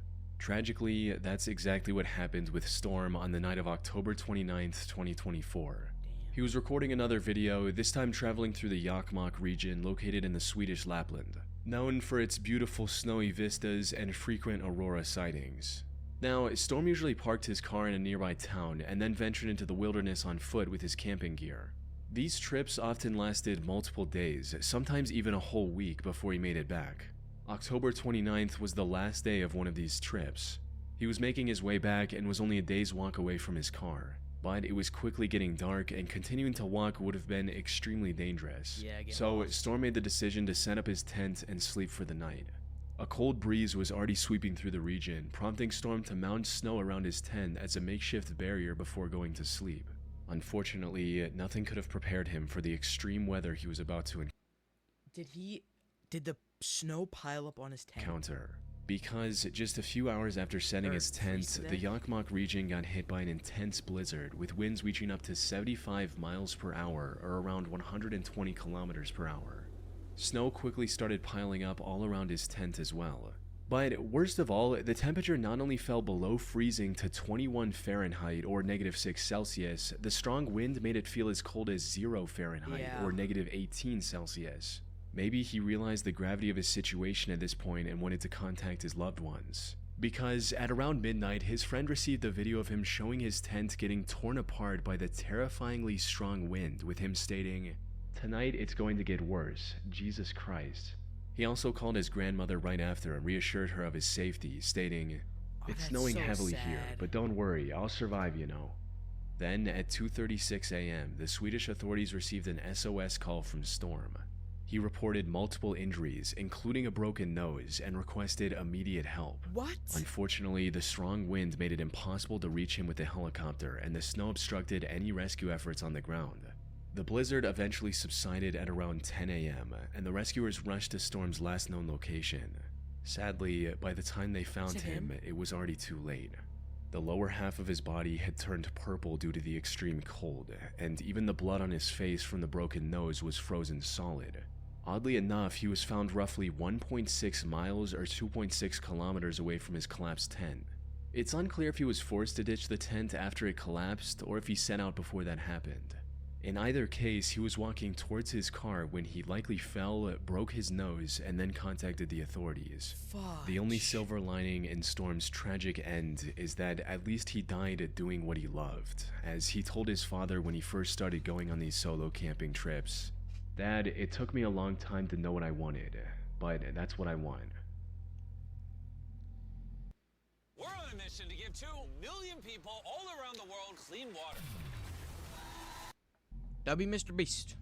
Hannah Rose Moody was a 31-year-old YouTuber and influencer from Scottsdale, Arizona. And while most of her content on YouTube revolved around her faith as a Christian, her Instagram account posted mostly different content. There, she made regular posts about her hiking adventures across the rocky desert terrain of Arizona. Hitting the trails several times a week had become a natural part of her routine ever since she moved to Arizona 6 months earlier. And May 21st was supposed to be no different. She got up early and quickly drove to the Gateway Trailhead located in the McDowell Sonoran Preserve. She parked her car and began the roughly 4.5-mile or 7-kilometer hike across the Loop Trail. That's not bad. It was a moderately challenging trail with a rocky path and noticeable elevation changes, but nothing Hannah hadn't tackled before. She felt fairly confident she could finish the hike in under 3 hours and even made plans to hang out with friends at lunch. Unfortunately, what started as just another ordinary hike ended with a devastating tragedy. Her friends were the first to sense something was wrong when Hannah didn't show up for lunch on time. She didn't send any messages about running late and wasn't picking up her phone either. Did she? It wasn't like her to ghost people out of nowhere. So, after waiting at the restaurant for many hours, her friends decided to check on Hannah at her home at around 7:50 p.m., hoping she was simply resting after a tough hike. But when they arrived at her house, her car was missing from the driveway, the lights were off, and the door was locked. Seeing this, they immediately contacted the authorities. They found her car still parked at the trailhead, and it wasn't long before the search party was looking for Hannah across the Gateway Loop Trail with helicopters, drones, and canines. The search was eventually called off at 11:30 p.m. due to the darkness, and resumed the next morning get some with fucking even more people searchlights and partaking spotlights in the and search. keep looking. This went on till about 12:05 p.m. when a helicopter pilot made the heartbreaking discovery Hannah's friends and family were dreading all night. Just 600 yards off the trail, rescuers discovered the remains of Hannah Moody lying face down on the desert ground. Hannah was dead, and likely had been for several hours. However, there was nothing that could explain her end right away. There were no signs of foul play, no intoxicating substances were found in her system, and she didn't even have any serious head injuries from a fall or stumble. With that, the only explanation investigators were able to come up with was that Hannah lost her life due to extreme heat. Yeah. You see, the temperature in the Gateway Trail region soared to over 102 Fahrenheit, or about 39 Celsius the day prior when Hannah was hiking. She likely suffered from a heat stroke and wandered off the designated path in confusion before collapsing and eventually passing away, leaving her YouTube and Instagram videos as an unintentional final goodbye to her loved ones. Finn Creaney was a 33-year-old survival expert from the Pitt County area in Scotland. Utilizing the skills he had, Finn operated a survival school in the area called Wildcat Bushcraft, teaching kids general wilderness survival skills as well as bushcraft. Which, for those who don't know, includes things like foraging, hunting, and building shelter out of natural materials. The business was also accompanied by a YouTube channel of the same name, where Finn shared his knowledge and experience with the world for free. His content was both informative and entertaining, allowing him to slowly build a small but loyal audience. Nice. What these viewers didn't realize, however, was that one day, this very channel would also play a role in Finn's tragic end. Things went south on the 25th of March 2022 when Finn was dropped off at the B873 road near Loch Naver in Sutherland. His goal was to head south and hike the 45-mile distance to the small village of Golspie and make a video about the bushcrafting skills he had used along the way. Now, his family knew the journey would take more than a day, so they weren't too concerned when he didn't reach his destination right away. But then 3 days passed and there was no sign of Finn anywhere. Even more concerning was the fact that he didn't make any contact throughout this time, with every call from his family going straight to voicemail. So, on day 3, Finn's father called the police and filed a missing person report, all while holding on to the hope that his son was simply lost, had broken his phone, or was just taking his time on the hike. Sadly, that couldn't have been further from the truth. In reality, Finn had somehow vanished from the area without a trace. And despite the police spending months searching the area surrounding Loch Naver, they couldn't find a single clue about his current whereabouts. Finn was even featured on a British unsolved mystery-style show about missing people called Vanished, but that also led nowhere. However, even after a year of fruitless searching, his father Mark didn't give up and kept looking for his son on his own. And after 19 months of following the same routine, he finally found the first real clue, Finn's backpack, partially hidden in the bushes along the bank of Loch Naver. While Mark never disclosed exactly what was inside, it gave him and the rest of Finn's family reason to believe that Finn had tried to take a shortcut across the loch and ended up drowning by accident. So, after searching for his body for a few more months, they made the tough decision to stop searching and accept the fact that Finn was truly gone. That said, many on the internet find it hard to believe that Finn actually tried to swim across the Naver and lost control in the process. Many asked why a professional survivalist would make such a rookie mistake, especially when he still had a multiple miles-long journey ahead of him, even if he had somehow made it across the Loch Naver. This doubt has given rise to many alternative theories that attempt to explain his mysterious disappearance. These range from fairly out there speculations like Finn doing this to fake his own death and build a new life, to some truly chilling hypotheticals like Finn going into the loch on purpose to end it all. Unfortunately, there just isn't enough evidence to confirm or deny any of these theories. What exactly happened to Finn remains a mystery to this day. Unleash the power of precision with Diablo's. Bro, no, I'm not doing this. Polished finished blade. Andrew Cross was a 36-year-old outdoor YouTuber from Grand Junction, Colorado. His channel, Desert Drifter, featured content that could only be described as archaeology mixed with exploration. He visited and made videos about any place he found interesting, from thousands years old stone walls to abandoned German spy caves from World War II. Beyond just being educational, his videos also boasted top-tier production quality, helping Andrew amass a massive audience in just 14 months on YouTube. Most importantly, his viewers loved his content and eagerly waited for the next upload. But then Andrew suddenly stopped posting after his upload in January 2025. Some assumed he was simply taking a break, while others figured the delay was due to his next video taking longer to produce. Right. It wasn't until the 2nd of February that viewers received the truth from Andrew's wife, Evelyn. And it was far worse than any of his fans could have imagined.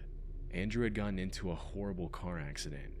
He was waiting at a stoplight on the intersection between 1st Street and North Avenue in Grand Junction while on his way back from shooting a video about the Bears Ears National Monument in Utah on January 31st, 2025. When, out of nowhere, an out-of-control car rear-ended Andrew at an extremely high speed, resulting in his car flipping over and causing severe brain damage. He was rushed to a nearby hospital almost immediately. Unfortunately, it was already too late. He spent over a month in the ICU and was put on life support. During this time, it became abundantly clear that Andrew sadly had no chance of recovering from his injuries. So, on March 4th at around 10:50 a.m., his family made the difficult decision to let him rest and remove the life support system keeping him on the edge of life. This was devastating news for his hundreds of thousands of fans who were blissfully looking forward to his next upload not too long ago. These fans also banded together and raised over $544,000 for Andrew's family in their time of need. As for the person responsible for the crash, named Ragnar Nicholas Crystal, he was arrested 20 days later on February 21st and was later charged with vehicular homicide and driving under the influence. He's still awaiting conviction at the time of writing.